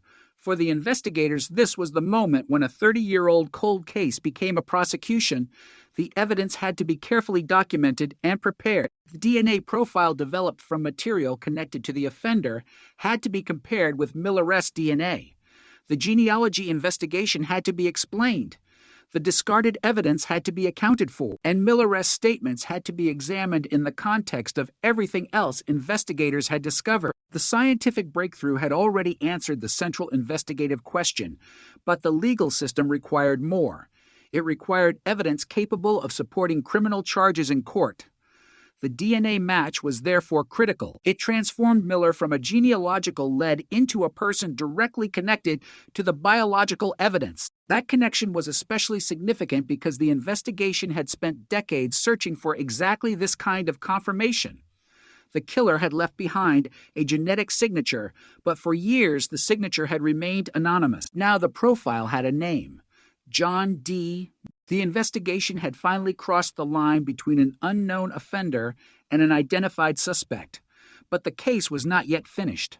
Miller-esque confession became another major development. According to investigators, when detectives confronted him in July 2018, he acknowledged knowing why they were there and ultimately confessed to abducting April, sexually assaulting her, and killing her. Those admissions were shocking because they came after 3 decades of silence. The killer, who had apparently managed to avoid identification for years, was now acknowledging the crime. The confession also provided investigators with an opportunity to compare his statements with the evidence already known to them. His words could be examined against the established facts of the case. This is an important part of homicide investigations. A confession is not automatically the end of every question. Investigators still have to evaluate whether the statements are credible, whether they contain details that can be independently corroborated, and whether they are consistent with the physical evidence. In April's case, the confession came after the DNA evidence had already connected Miller to the investigation. The sequence was significant. Investigators did not simply select a person and obtain a confession. They first developed the suspect through genetic genealogy, confirmed the connection through DNA, and then confronted him. The evidence had led the investigation to Miller before he admitted his involvement. That made the breakthrough particularly powerful. The man who had remained hidden behind an anonymous genetic profile for 30 years had been identified scientifically before the interrogation began. The confession then became another part of the case. As the investigation moved toward prosecution, the public began learning more about how the cold case had finally been solved. The story attracted national attention because it demonstrated the growing power of investigative genetic genealogy. This technology had already begun transforming other cold cases, but April's murder became one of the most recognizable examples. The method showed that a person did not have to be present in a law enforcement DNA database to be identified. A relative could provide the genetic connection. That relative might have no involvement whatsoever in the crime. They could simply have chosen to participate in genetic testing. Their DNA could then help investigators build a family network that eventually pointed toward the offender. In Miller's case, that approach broke through a barrier that had stood for 3 decades. Traditional database searches had not produced his identity. Genetic genealogy changed the search. It turned the unknown profile into a family investigation. Once investigators had a candidate, conventional police work took over. Surveillance, evidence collection, laboratory confirmation, interrogation. The combination was powerful. It showed that genetic genealogy was not a replacement for traditional investigation. It was a tool that could generate a lead when traditional methods had reached their limits. The ID still had to be verified. That verification came through Miller's DNA. The case therefore became an example of how technology and old-fashioned detective work can operate together. The science points toward the suspect. The detectives confirm the science. The legal system then determines the consequences. For April's family, the arrest carried a deeply personal meaning. 30 years had passed since they had lost her. During those years, they had lived with an unanswered question that no family should ever have to carry. Who did this? Why had the person responsible never been identified? Was the killer still alive? Was he living somewhere nearby? Could he be someone they had encountered without knowing? The arrest eliminated one of the most frightening uncertainties. The person responsible was no longer an invisible figure. He was identified and in custody, but the relief of finally knowing could not be separated from the pain of learning exactly who the killer was. The answer to a 30-year question can be devastating even when it is desperately wanted. The investigation also forced the community to confront the fact that the killer had apparently lived for decades without being identified. The person responsible for April's murder had not been an anonymous stranger who disappeared into another country. He had remained in the region. He had lived a life while the case continued. That reality made the breakthrough even more shocking. It demonstrated how a cold case can exist alongside ordinary life. A murderer can remain unidentified not because he is constantly running, but because the evidence needed to expose him has not yet been connected to his identity. Miller's apparent ability to remain outside the reach of investigators for decades was ultimately broken by the advancement of forensic science. The evidence had been waiting for the right tool. When that tool arrived, the distance between the crime and the suspect collapsed quickly. The legal proceedings that followed would determine how the state treated Miller's responsibility for April's death. He faced charges including murder and child molesting. The case was now no longer only an investigative story. It was a courtroom matter. Prosecutors had to present the evidence and establish the charges. Miller's defense had the opportunity to respond. The decades-old murder had finally entered the formal justice system, yet the courtroom could not undo the past. April was still gone. The legal process could only determine what consequences the defendant would face. That distinction is central to every cold case prosecution. Solving the crime is one achievement. Holding the offender accountable is another. The first had taken 30 years. The second would now unfold through the court. As the legal process developed, the details of the investigation continued to reveal how extraordinary the breakthrough had been. The DNA profile had existed for years. The later communications had provided additional biological material. Investigators had preserved the evidence.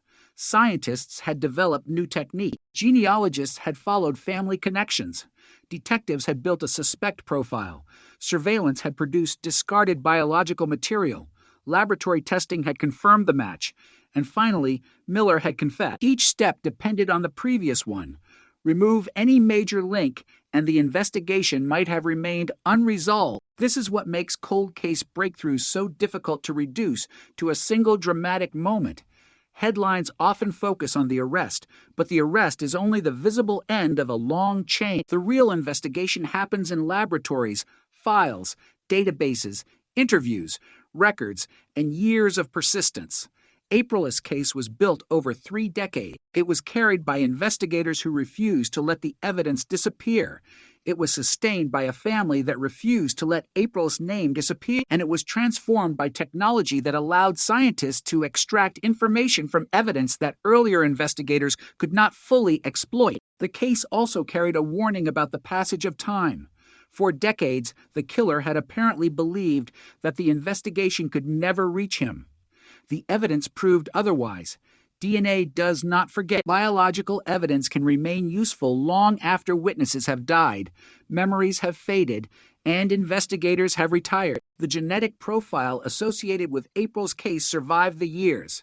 It survived the absence of a database match. It survived the failure of traditional investigative approaches. Eventually, it found a path to a family tree and then to a suspect. The killeress's greatest protection had not been the destruction of evidence, it had been the limitations of science. Once those limitations changed, the protection disappeared. That realization gave the case an extraordinary historical significance. It demonstrated that an unsolved murder is not necessarily a finished investigation. It may simply be a case waiting for the right technology. April's murder had waited for 30 years. Then, within months, the investigation moved from an unknown DNA profile to a suspect, from a suspect to a match, and from a match to a confession. The speed of the final breakthrough contrasted sharply with the length of the preceding silence. 30 years of uncertainty could be followed by days of rapidly developing evidence. For the detectives who had carried the case, the transformation must have been extraordinary. The photograph that had represented an unanswered question for decades was now connected to an identified offender. The case file that had once contained an unknown DNA profile now contained a name. The family that had waited for an answer finally had won, and the community that had lived under the shadow of an unidentified child killer could finally know that the person responsible was no longer free. But the investigation was still moving toward one final stage. The courtroom would have to determine the legal consequences. The evidence that had solved the mystery would now become the foundation for accountability. The DNA that had whispered the killeress identity for years had finally spoken clear. John D. Miller was the man investigators had been searching for. The question that had haunted Fort Wayne since 1988 had been answered. Now the justice system had to decide what that answer would mean. The courtroom phase of the April Tinsley case carried a different kind of tension from the investigation that had preceded it. For 30 years, the question had been simple and devastating. Who killed April? By 2018, investigators had an answer. John D. Miller had been identified through investigative genetic genealogy. His DNA had been matched to biological evidence connected to the case, and investigators said he had confessed. But an identification was not the same thing as a legal conclusion. The evidence now had to move from police files into the justice system. The murder that had remained unresolved for an entire generation was finally being addressed in court. Miller faced charges arising from April's death, including murder and child molestation. The allegations were no longer part of an anonymous cold case. They were directed at a named defendant whose identity had been established through forensic evidence. The prosecution possessed something investigators in 1988 could only have imagined: a genetic connection linking Miller to the evidence, combined with his own statements to detectives. The case demonstrated how dramatically forensic investigation had changed over the 30 years between April's disappearance and Miller's arrest. In 1988, DNA technology was not yet capable of producing the kind of investigative breakthrough that eventually occurred. The biological evidence could be preserved, but its full value could not be realized. By 2018, the same type of evidence could become the starting point for an entirely new investigative strategy. The DNA profile could be analyzed through genetic genealogy. Distant relatives could help identify a family line, and detectives could then confirm the lead D with a direct sample. The courtroom proceedings therefore rested on decades of technological development. Every piece of evidence had a history. Some came from the original investigation. Some came from later communications. Some came from the renewed investigation, and some came from modern laboratory testing. Together, they formed a chain connecting the murder in 1988 to the defendant standing before the court in 2018. The prosecution's task was to present that chain clearly. A jury or judge would have to understand not simply that Miller had been identified, but how the identification was made and why the evidence established his responsibility. The DNA evidence was especially important because it provided a scientific link. The genetic profile associated with the offender had been unknown for decades. Investigators eventually used genetic genealogy to narrow the possibilities and identify Miller as a candidate. But they did not stop there. They obtained discarded biological material from him and compared it with the existing profile. The resulting match was the confirmation investigators needed. That process showed the distinction between investigative genealogy and traditional forensic DNA matching. Genetic genealogy could lead investigators toward a person. The laboratory comparison could then establish whether that person's DNA matched the evidence. In April's case, the two methods worked together. One opened the door, the other confirmed who was standing behind it. The investigation also had another unusual element. Miller's apparent history of remaining unidentified despite leaving behind evidence over many years. The threatening messages had kept the case alive in a disturbing way. In 1990, a message claiming responsibility for April's murder had appeared on a barn door near where her body had been found. In 2004, more handwritten notes appeared in the Fort Wayne area, some involving young girls' bicycles and accompanied by biological material and Polaroid photographs. Those communications suggested that the offender had remained connected to the case long after the original murder. For investigators, they were deeply disturbing. But from a forensic perspective, they also created opportunity. The later evidence allowed investigators to develop or reinforce the DNA profile associated with the offender. The killer's decision to communicate may have been intended as intimidation. Instead, it ultimately helped preserve the biological trail that would contribute to his identification. The irony was profound. The offender had apparently believed that the messages gave him power. Decades later, the evidence connected to those communications helped investigators move closer to him. The case, therefore, became an example of how seemingly minor pieces of evidence can acquire enormous importance over time. A message left in 2004 might have seemed only like another frightening clue. Years later, biological material associated with the same investigation could become part of a genetic profile. Modern science could then use that profile in ways no investigator in 1988 could have anticipated. By the time the case reached court, the evidence had become a historical record of the investigation itself.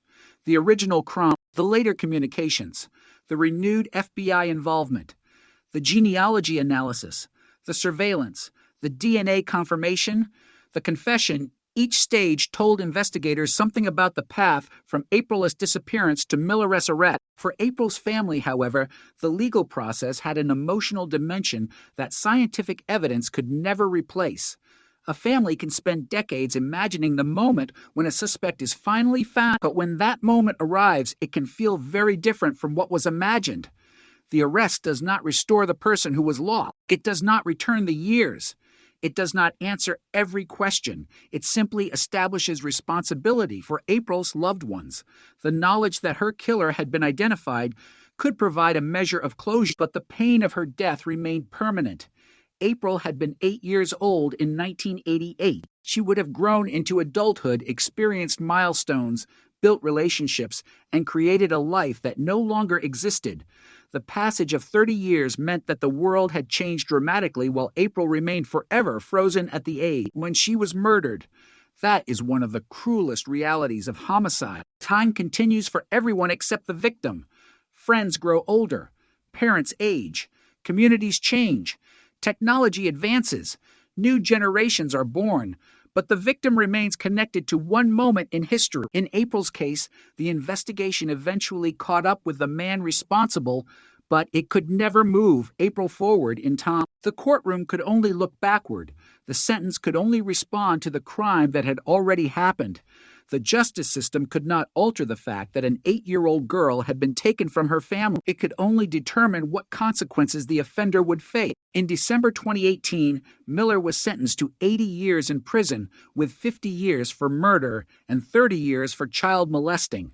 The sentence brought the legal phase of the case to its conclusion. After 3 decades, the man responsible for April's murder had been identified, prosecuted, and sentenced. The cold case had finally reached an endpoint within the criminal justice system, yet the significance of the sentence went beyond the number of years. It represented the culmination of an investigation that had begun with a frantic search for a missing child. It represented the work of investigators who continued to pursue the case after conventional methods failed. It represented the value of evidence preserved across decades, and it represented the growing ability of forensic science to solve crimes that once appeared impossible to resolve. The sentence also carried a message to the community. April's murder had not been forgotten.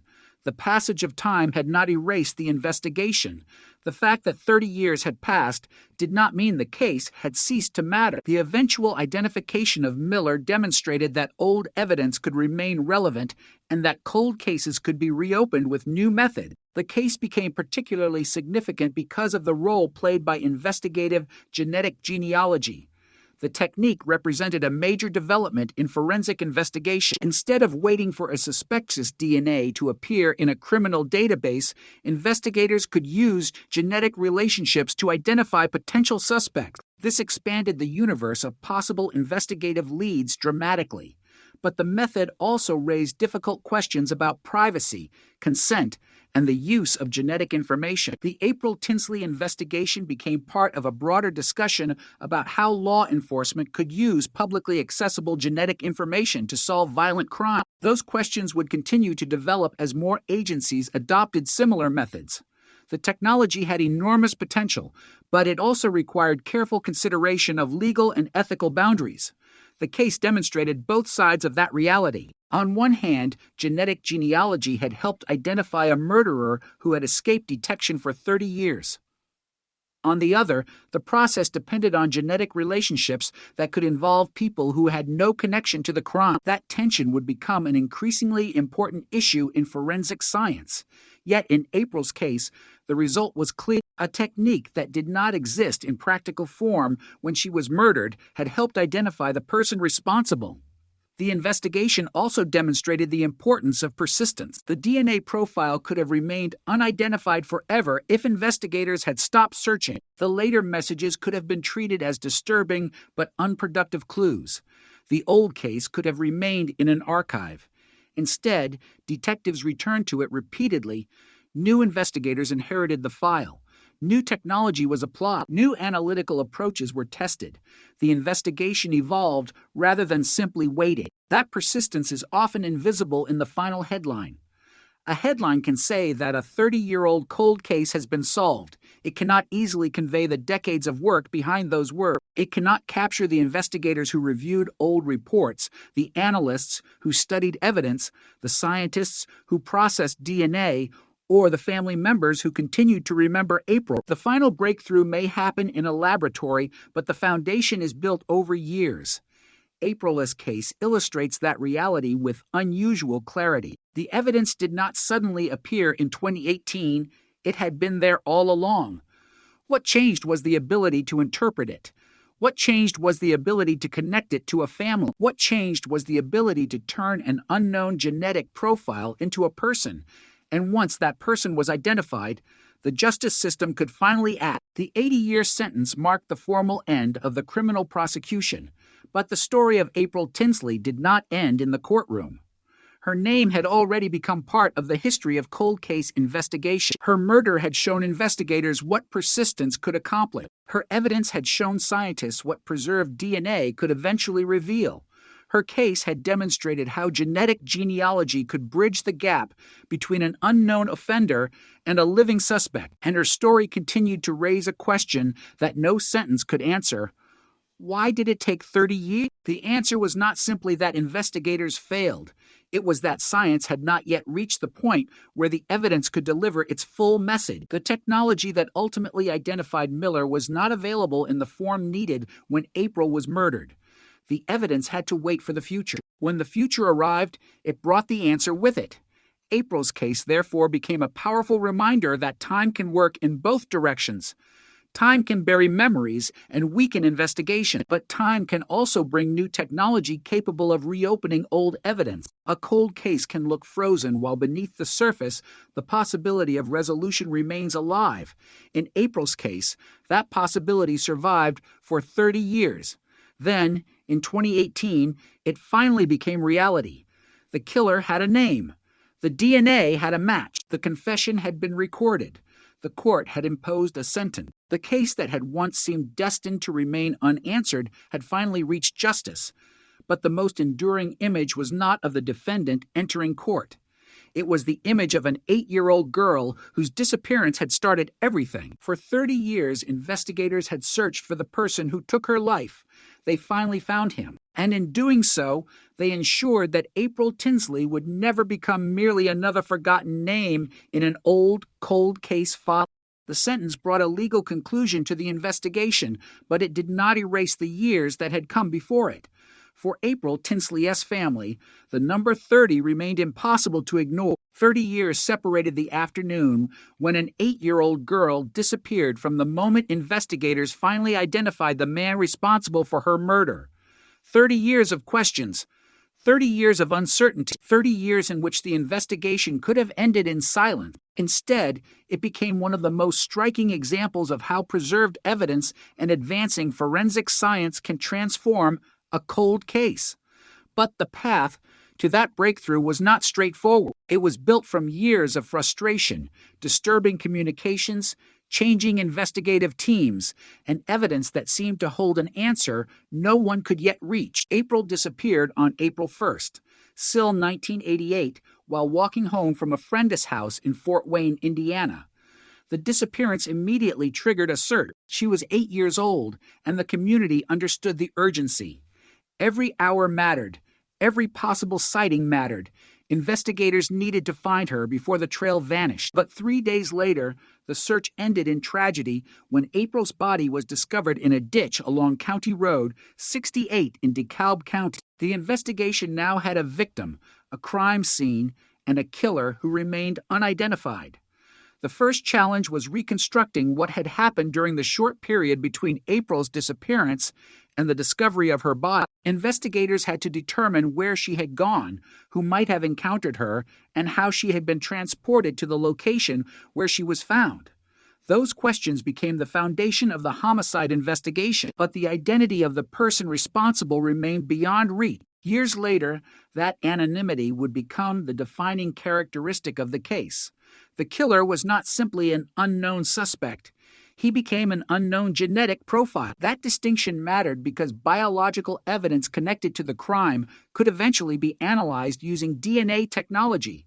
But the profile did not automatically reveal a name. It could identify the biological characteristics of one individual while leaving investigators with no obvious path to that person. The evidence could say, in effect, this is the same man, without saying, this is who the man is. That limitation frustrated investigators for years. Then the offender began communicating. In 1990, a message appeared on a barn door near the area where April's body had been discovered. The writer claimed responsibility for April's murder and threatened to kill again. The message was disturbing not only because of its content, but because of what it implied. The killer was apparently still free. He knew details of the crime. He was willing to place himself back into the investigation, and he seemed confident enough to taunt the authorities. The message generated fear, but it also created another investigative lead. The handwriting could be examined. The location could be studied. Investigators could ask who had access to the area and who might have known information about April that was not widely publicized. But again, no definitive identification emerged. The case remained open in the minds of those who refused to let it disappear, even as the years pushed it deeper into the category of cold case. Then, in 2004, the investigation received another shock. Handwritten notes appeared in the Fort Wayne area. Some were placed on bicycles belonging to young girls. The notes were concealed inside plastic bags and accompanied by used condoms or Polaroid photographs. The messages referred to April Tinsley. The significance was immediate. Someone was invoking a murder that had happened 16 years earlier. The person responsible seemed determined to remind investigators that the crime still existed, but the offender had made a critical mistake. The materials associated with the messages contained biological evidence. Investigators could now attempt to extract DNA from the material. Advances in forensic science had made DNA profiling far more powerful than it had been in 1988. The samples could be analyzed and compared. A genetic profile was developed. It was an extraordinary development. Investigators now had a biological signature associated with the person believed to be responsible for April's murder, yet the profile did not immediately produce a name. The offender was still not identified in existing law enforcement databases. The investigation had reached another frustrating plateau. The evidence was stronger, but the identity remained hidden. This is where the case became a race between time and technology. Investigators had preserved the evidence. Scientists had created a DNA profile, but the tools required to connect that profile to an individual were still developing. The offender could remain outside the database indefinitely. If he had never provided a DNA sample to law enforcement, the traditional system might never produce a match. Investigators needed another strategy. The FBI became involved in the renewed effort. In 2009, a child abduction rapid deployment team assisted local investigators with more than 75 agents, detectives, analysts, and command personnel participating in the investigation. The renewed effort represented a major commitment of resources. Investigators reviewed the case from the beginning. Old reports were examined, leads were reconsidered, evidence was reassessed. The goal was to determine whether anything overlooked in the original investigation could now be understood differently. But the central obstacle remained. The unknown DNA profile had no name attached to it. The case required a new method. As forensic science advanced, investigators began considering the possibility of investigative genetic genealogy. The concept was revolutionary because it changed the target of the search. Instead of looking for the offender directly, investigators could look for relatives. If a distant relative had submitted genetic information to a genealogy database, investigators might be able to use that connection to build a family tree. That family tree could eventually lead to the person whose DNA matched the unknown profile. The method was not a simple database search. It was an investigative process combining genetics, genealogy, public records, and traditional police work. A genetic relationship could point toward a family. A family could contain multiple branches. Investigators could examine those branches, eliminate people who did not fit the evidence, and focus on candidates who did. The technique offered something the case had never possessed before, a pathway from anonymous DNA to a possible identity. Investigators worked with Parabon Nanolabs, using investigative genetic genealogy to analyze the unknown profile. The results began narrowing the field. Family relationships emerged. Investigators followed those relationships through records and genealogy research. Eventually, two brothers became potential candidates. One of them was John D. Miller. The name represented an extraordinary moment in the history of the investigation. For 30 years, detectives had asked who the unknown man was. Now they had a specific person whose genetic relationship to the profile made him worthy of investigation. But detectives understood that they could not stop there. Genetic genealogy was a lead-generating technique. It could point them toward a person, but investigators still needed direct evidence. They needed to compare Miller's DNA with the profile connected to April's case. The investigation therefore moved into a surveillance operation. Detectives watched Miller and looked for an opportunity to collect discarded material. They did not need to confront him immediately. They needed a biological sample. Eventually, investigators recovered items from his trash, including used condoms. Those discarded materials contained DNA. The samples were submitted for laboratory comparison. The moment was almost impossible to separate from the 30 years that had preceded it. In 1988, investigators had collected evidence from a murder scene without knowing that decades later, scientists would be able to use that evidence to identify a suspect. In 2004, the killeress later communications generated additional biological material. In 2009, investigators returned to the case with renewed resources. In the years that followed, genetic genealogy created a new path. And now, a discarded object from a suspectus trash could provide the final confirmation. The laboratory result was decisive. Miller's DNA matched the genetic profile associated with the investigation. The unknown man finally had a name. John D. Miller was connected directly to the biological evidence. For investigators, the moment represented the end of one of the longest unanswered questions in the case.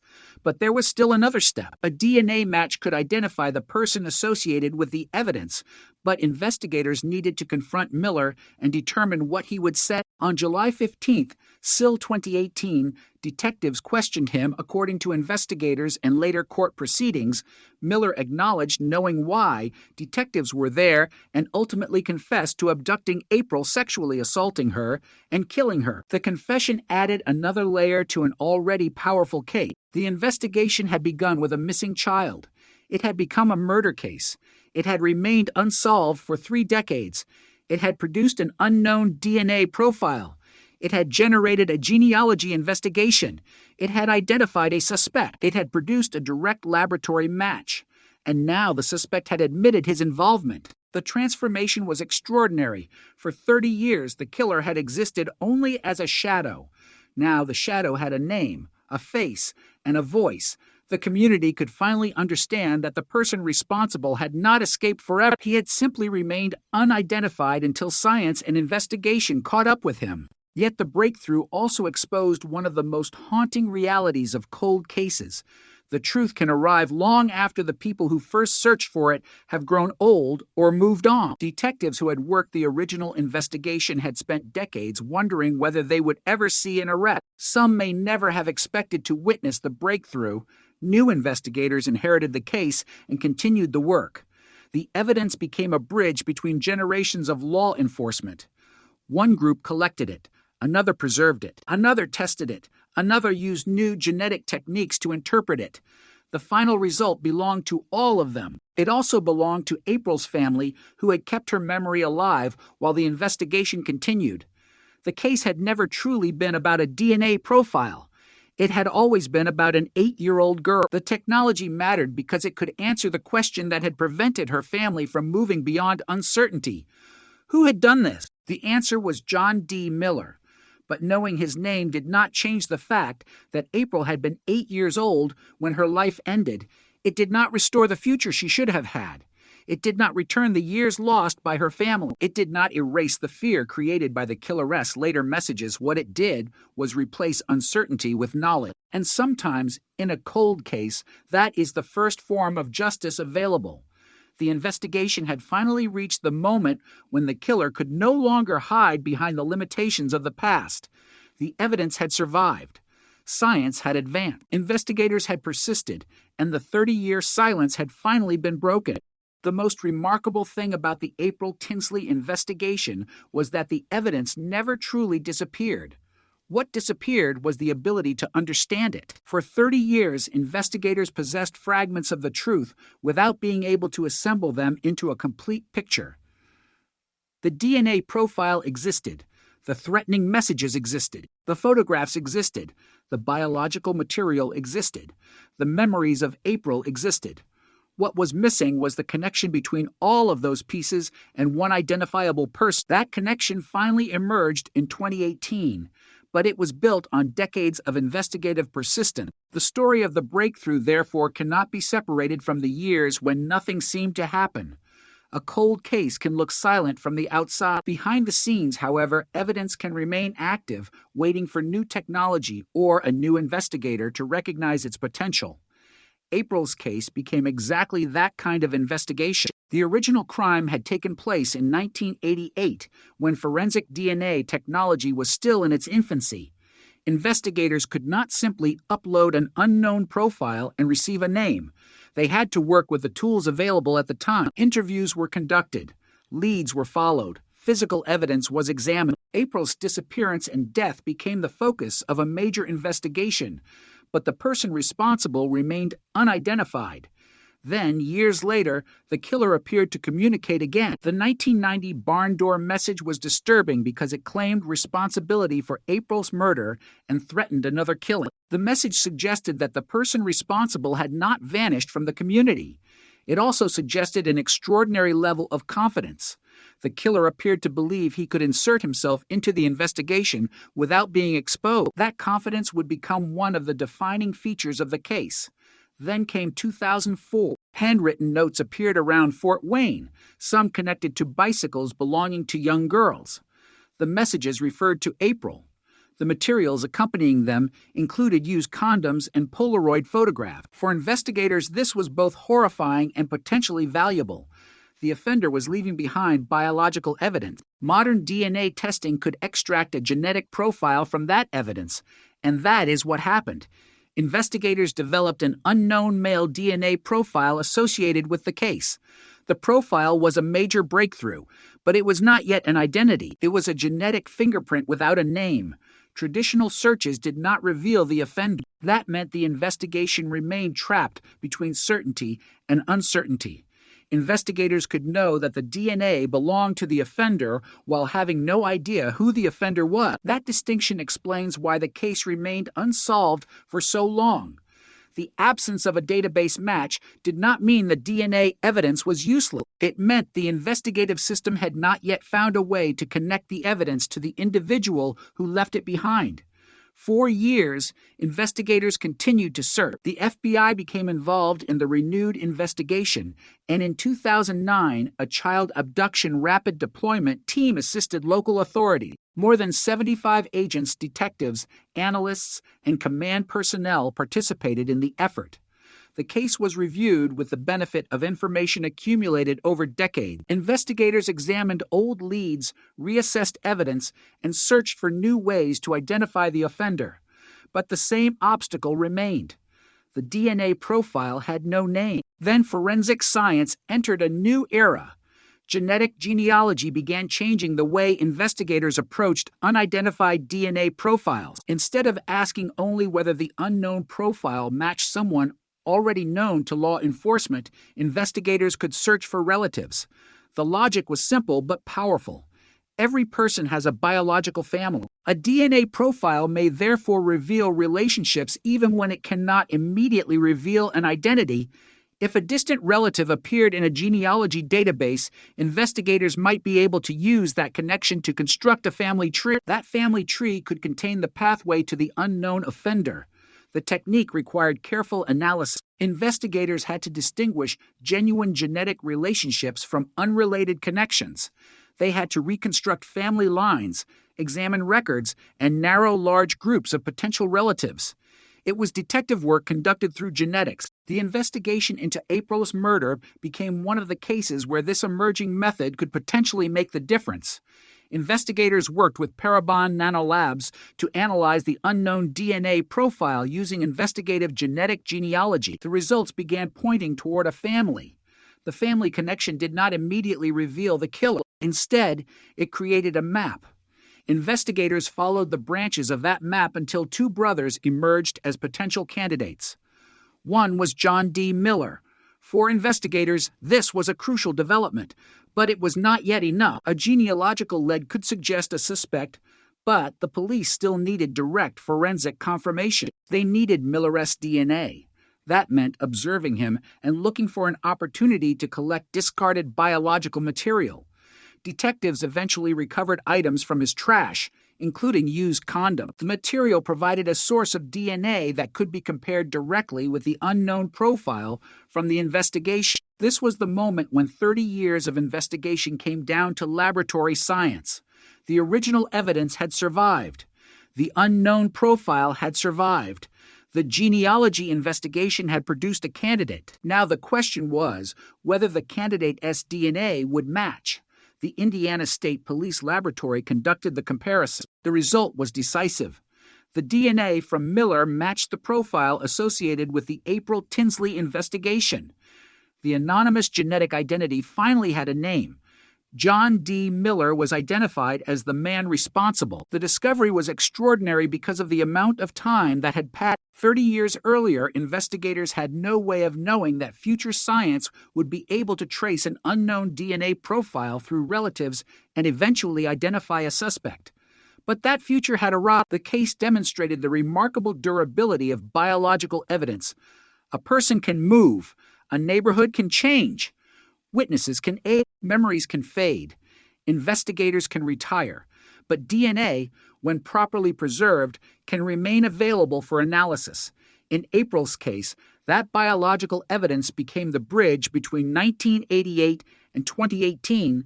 The bridge crossed an entire generation. Once Miller had been identified and the DNA match confirmed, investigators confronted him. The interview produced another extraordinary development. According to investigators and later court proceedings, Miller acknowledged knowing why detectives were questioning him and eventually confessed to abducting April, sexually assaulting her, and killing her. The confession meant the investigation had moved beyond inference. Investigators had a direct DNA connection and statements from the suspect acknowledging his involvement. For a case that had spent 3 decades without an identified offender, the speed of the final phase was remarkable. The investigation had gone from an anonymous profile to a genealogical lead, from a lead to a laboratory match, and from the match to a confession. The person who had once seemed untouchable was now facing criminal charges. Yet the breakthrough carried an unsettling realization. Miller had been living as an ordinary member of society while April's family continued to live with the consequences of her murder. The case demonstrated how dramatically the passage of time distort the relationship between a crime and its investigation. For investigators, the murder remained an active question. For the killer, decades could provide distance, but the evidence remained connected to the original act. That connection did not weaken simply because time passed. When investigators finally found a method capable of exploiting it, the distance collapsed. The case also revealed the importance of later evidence. The materials connected to the 2004 messages were not merely disturbing objects, they helped investigators establish the DNA profile that became central to the eventual identification. The offenderess attempts to communicate may have been intended to frighten investigators and the public, but those communications created biological evidence that could later be used against him. His own actions helped preserve the trail that would eventually lead investigators back to him. That irony became one of the most striking aspects of the case. The killer had spent years remaining anonymous, yet he repeatedly inserted himself into the investigation. Each time he did so, he created another opportunity for investigators to learn something about him. The 2004 evidence became especially important because it allowed forensic scientists to connect later biological material with the existing investigation. Once investigators had an unknown male profile, they had something permanent to search. The problem was finding the path to the person. Genetic genealogy eventually provided that path. It is difficult to overstate what that meant for the investigation. Traditional DNA databases had limitations. They depended on having a reference profile already in the system. If the offender had never been arrested, never been convicted, and never provided a sample, the database might have nothing to offer. Genetic genealogy changed the question. The offender himself did not need to be present in the database. His relatives could provide the clues. A cousin could become the starting point. A family tree could become the map. Public records could provide names, relationships, ages, and location. Investigators could then identify candidates and obtain direct samples for comparison. That was the process that ultimately led to Miller. It was not magic. It was not a single technological trick. It was a combination of genetics, genealogy, records research, surveillance, laboratory testing, and traditional detective work. The case therefore became a landmark example of how cold case investigations can evolve. A crime does not necessarily become less solvable simply because it becomes older. Sometimes the opposite can happen. The evidence remains while technology improves. New databases appear. New laboratory techniques emerge. New investigative methods are developed. An old case can suddenly become accessible to tools that did not exist when the crime occurred. April's murder demonstrated that possibility with extraordinary clarity. The evidence collected in connection with a child's murder in 1988 eventually became the foundation for identifying her killer in 2018. 30 years separated those two moments, but the evidence connected them. The arrest also changed the meaning of the case for the community. 4 years, April's murder had carried an unresolved question: who had done it? The answer had been absent from every headline, every police file, every public appeal. Now the answer existed. John D. Miller. The name transformed the case. The unidentified killer was no longer an abstract threat. He was a person who had been located, arrested, and charged. The fear generated by the unknown offender could finally begin to recede, but the emotional scars remained. April was still 8 years old in every photograph. Her family had still lost a daughter. The 30 years without answers could not be recovered. Justice could identify the killer, but it could not restore the life that had been taken. That is why the resolution of a cold case is never the same as undoing the crime. Solving the mystery is only one part of justice. The rest belongs to the victim's memory, the family's grief, and the community's understanding of what happened. In April's case, the breakthrough finally gave those people something they had been denied since 1988: certainty. The killer was identified. The evidence had spoken, and after 3 decades of silence, the name behind the DNA was finally known. The identification of John D. Miller did not erase the mystery overnight. It changed the nature of the mystery. For 30 years, investigators had been trying to discover who had killed April Tinsley. After the DNA match in 2018, that question had been answered. The investigation now had to establish what the evidence meant, how the pieces connected, and what would happen to the man who had finally been brought into custody. For April's family and for the investigators who had carried the case through decades of uncertainty, the arrest represented an extraordinary moment. But it was also the beginning of a painful confrontation with facts that had remained unknown for years.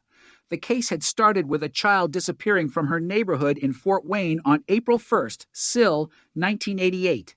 April was 8 years old. She had been walking home from a friend's house when she vanished. 3 days later, her body was discovered in a ditch along County Road 68 in DeKalb County. What followed was one of the most persistent homicide investigations in the region, complicated by the absence of an identified suspect and by the passage of time. Investigators had to work with evidence collected in an era when forensic technology was far less advanced than it would become. The investigation did not simply stop when early leads failed. It continued through renewed searches, new analysis, federal assistance, and repeated attempts to identify the unknown offender. The killer's later communications made the case even more disturbing. In 1990, a message appeared on a barn near the area where April's body had been found. The writer claimed responsibility for the murder and threatened another killing. The message suggested that the offender was not only free but confident enough to communicate with investigators and the public. 14 years later, in 2004, more handwritten notes appeared in the Fort Wayne area. Some were placed on bicycles belonging to young girls. The notes referred to April and were accompanied by disturbing materials, including used condoms and Polaroid photographs. Those communications became critical for another reason.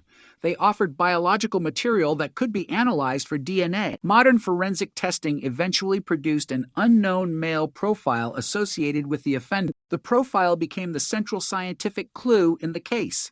Yet the DNA did not immediately produce a name. This was the problem that had frustrated investigators for years. They knew the genetic profile belonged to the person responsible, but they did not have a reference sample from that person in the databases they could search. The evidence could identify the offender biologically without identifying him personally. That gap remained until investigative genetic genealogy created a new route. By the late 2010s, investigators could use genetic information to identify relatives of an unknown person. The process was fundamentally different from a conventional criminal DNA database search. Instead of waiting for the offender himself to appear in a database, investigators could examine genetic relationships and work backward through family trees. In April's case, investigators worked with Parabon Nanola. Genetic analysis produced family connections that helped narrow the search. The investigation eventually focused on 2 brothers, including John D. Miller.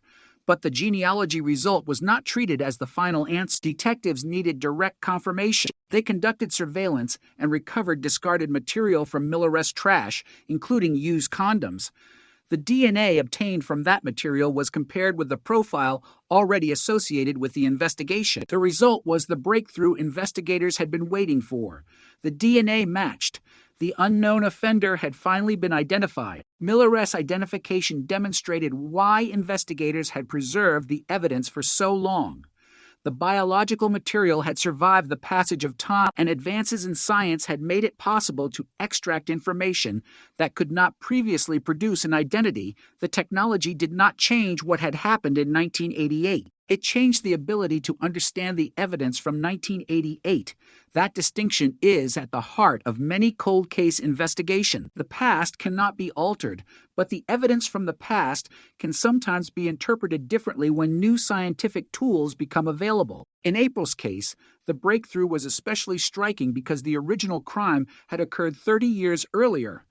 The investigators who first worked the case could not have known exactly how forensic science would develop. They could not have predicted genetic genealogy. They could not have known that relatives of an unknown offender might eventually provide the path toward identification. Yet the evidence survived long enough for those developments to matter. After the DNA match, detectives confronted Miller. According to investigators and later court proceedings, he acknowledged knowing why they were questioning him and confessed to abducting April sexually, assaulting her, and killing her. The confession brought another layer of certainty to the investigation. It was no longer only a question of genetic association. Investigators had the DNA evidence and Miller-esque statements. The case could now move forward toward prosecution. Miller was charged with murder and child molesting. The legal process would determine the consequences, but the public attention surrounding the case was about more than the charges. The story had become an example of a technological revolution in criminal investigation. Genetic genealogy was beginning to change the way police approached unsolved murders and unidentified remains. Cases that had remained dormant for decades could potentially be reopened when investigators possessed usable DNA evidence. The technique had limitations and raised important privacy questions, but its investigative potential was undeniable. In April's case, it had accomplished something that conventional database searches had failed to accomplish for decades. It had helped connect an unknown genetic profile to a specific family and ultimately to a specific man. The breakthrough also revealed how traditional detective work remained essential. Genetic genealogy did not simply announce Miller-esque identity. Investigators had to follow the genealogical information, evaluate potential candidates, conduct surveillance, obtain a discarded DNA sample, submit it for laboratory analysis, and then confront the suspect. Every stage required human judgment. Science created the opportunity, but investigators still had to build the case. That combination was one reason the April Tinsley investigation became so significant. It showed that new forensic technologies were not replacing detectives. They were giving detectives new ways to pursue questions that had previously reached dead ends. The case also demonstrated the importance of evidence generated after the original crime. The 2004 communications were deeply disturbing, but they provided investigators with additional biological material. The offender's decision to communicate had created evidence that could later become part of the forensic trail. What may have been intended as intimidation ultimately contributed to the ability to identify him. That irony remained one of the most haunting aspects of the case. The killer had apparently believed that he could remain anonymous while reaching back into the investigation. Instead, the trail he left behind remained available to investigators. As the prosecution moved forward, the story of April's life remained central. She was not merely the victim in a famous cold case. She was an 8-year-old girl who had a family, friends, routines, and a future that was taken from her. The passage of 30 years could make the investigation seem like history, but April herself had never become history to the people who loved her. Every new development brought the original loss back into the present. The arrest could provide an answer, but it could also reopen grief. Families of homicide victims often spend years living between remembrance and uncertainty. They know what happened to their loved one, but they may not know who was responsible. That uncertainty can affect every part of life. In April's case, the eventual identification ended one form of suffering while bringing another painful reality into focus. The person responsible had been found. The name was no longer unknown. The family no longer had to wonder whether the killer might ever be identified. Yet the answer could not change the most important fact. April was still gone. The legal system could impose punishment, but it could not return the years stolen from her. In December 2018, the legal process reached its conclusion when Miller received an 80-year sentence. 50 years were imposed for murder and 30 years for child molesting. The sentence represented the formal resolution of the prosecution and marked the end of the 30-year search for accountability through the courts. The number 80 could not measure the loss. No sentence could, but it established a legal consequence for a crime that had remained unresolved for an entire generation. The significance of the sentence also extended beyond the courtroom. It showed the community that the passage of time had not made the crime irrelevant. It demonstrated that an investigation could remain alive even after decades without an arrest. Most importantly, it showed that evidence preserved from an old crime could become more powerful as science advanced. The April Tinsley case, therefore, became part of a much larger transformation in forensic investigation. DNA had once been a developing technology. Genetic genealogy later became a powerful investigative tool. Together, they created a pathway from an unknown offender to an identified suspect. The case also became a reminder to investigators working on other cold cases. Evidence that appears limited today may become extraordinarily valuable tomorrow. A biological sample may sit untouched for years. A database may expand. A new laboratory technique may emerge. A distant relative may participate in genetic testing. A new investigator may notice a connection that previous investigators could not see. Any of those developments can reopen a door that appeared permanently closed. April's case demonstrated that principle in one of the most dramatic ways possible. The murder remained unsolved for 30 years, then moved rapidly toward resolution once investigators had the right combination of technology and evidence. The final breakthrough did not come from a dramatic confession suddenly appearing out of nowhere. It came from a chain that began with evidence collected decades earlier. The DNA profile created the foundation. Genetic genealogy created the investigative pathway. Traditional police work identified and confirmed the suspect. The interrogation produced a confession. The court delivered the sentence. Each stage depended on the one before it, and beneath all of it was the memory of April Tinsley, an 8-year-old girl whose name had remained attached to the investigation for 30 years. Her murder was no longer an unanswered question. Her killer had been identified and sentenced. The cold case had finally been brought to a legal conclusion. Yet the story continued to carry a deeper message. Time can make a case colder, but it does not necessarily make the evidence disappear. Sometimes the evidence is simply waiting for the future. For years, the April Tinsley case had represented the darkest kind of uncertainty. There was a victim. There was a murder. There was evidence. There were messages apparently sent by the killer. There was even a DNA profile. Yet there was no name, no arrest, no courtroom, no final answer. That changed in 2018, but the breakthrough did more than identify John D. Miller. It exposed how dramatically the investigation had evolved across 3 decades and how much the meaning of old evidence could change when technology caught up with it. In 1988, investigators were searching for a person. In 2004, they were searching for the source of biological evidence. In 2018, they were searching through a genetic family tree. Each stage represented a different era of criminal investigation, and April's case became a bridge connecting all of them. The story began with the disappearance of an 8-year-old girl in Fort Wayne, Indiana. April had been walking home from a friend's house on April 1st, still 1988. Then she vanished. The disappearance immediately created an emergency. Family members and investigators searched for her. The community became involved. The possibility that a child had been abducted transformed the search into a race against time. But the search ended in horror when April's body was discovered 3 days later in a ditch along County Road 68 in DeKalb County. The case was now a homicide investigation, and investigators faced the enormous task of identifying the person responsible. The early investigation generated leads, but none produced an arrest. The killer remained unidentified.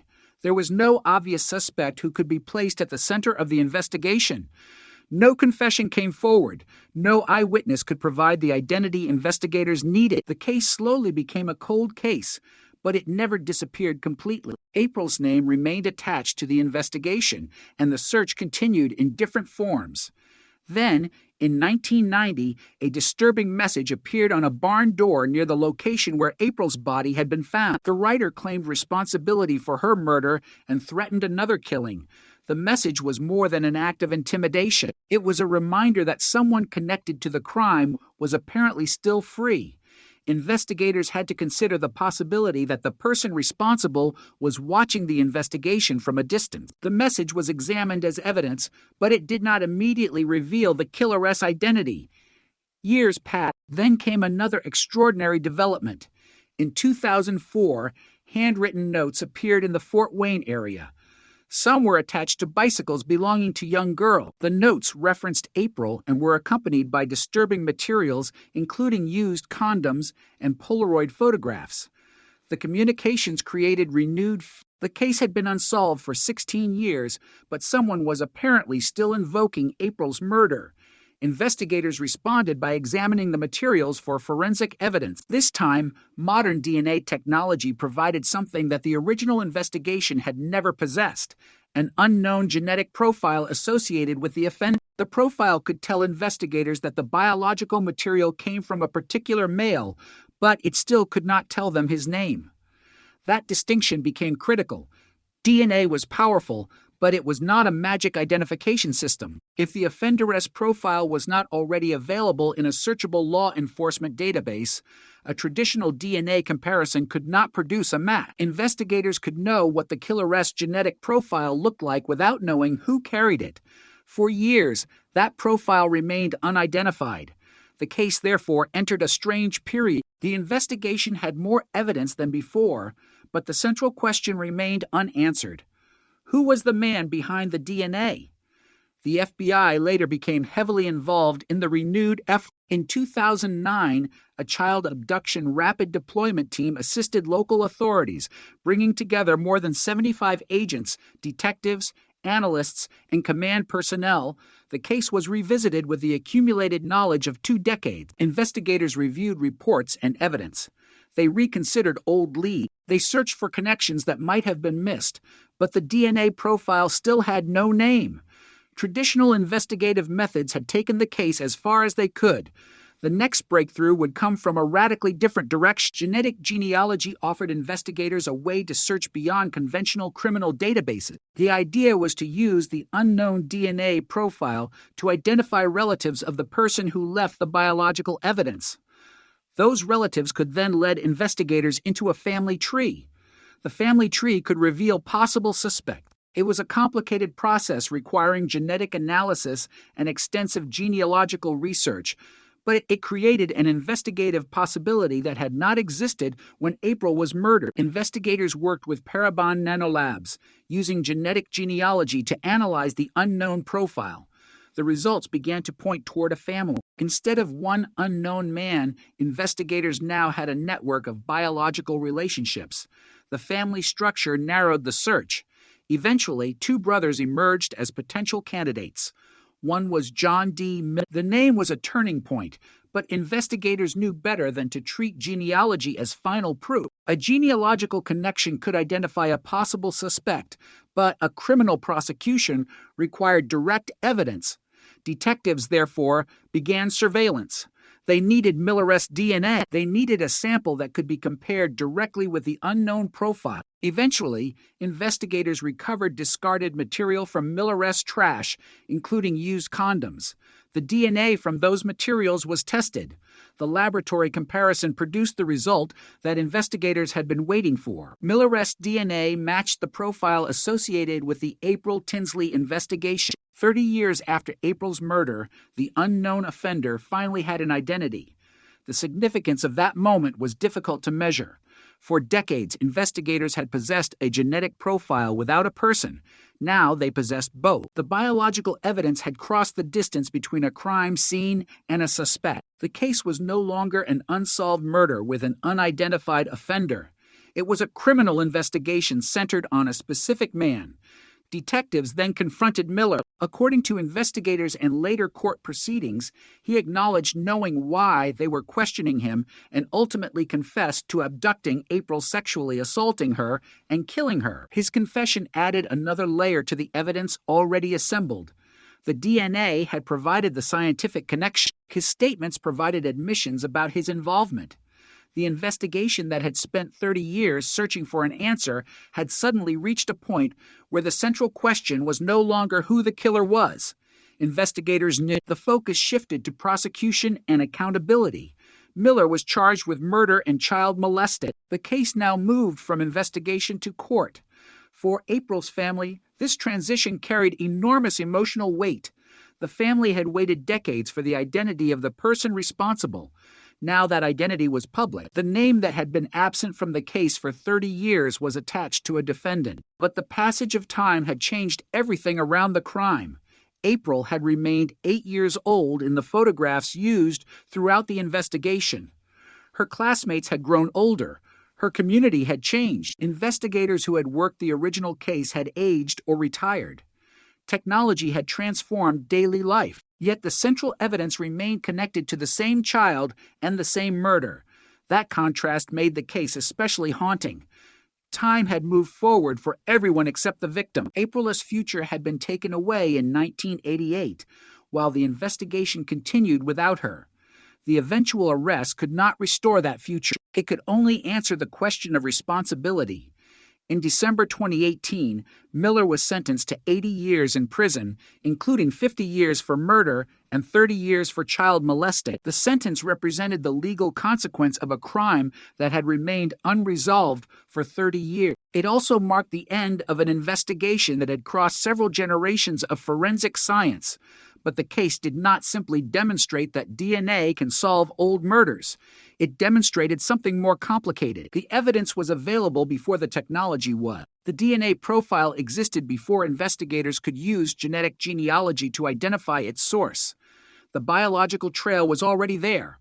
What changed was the ability to interpret it. That lesson became increasingly important as law enforcement agencies began using investigative genetic genealogy in other cold cases.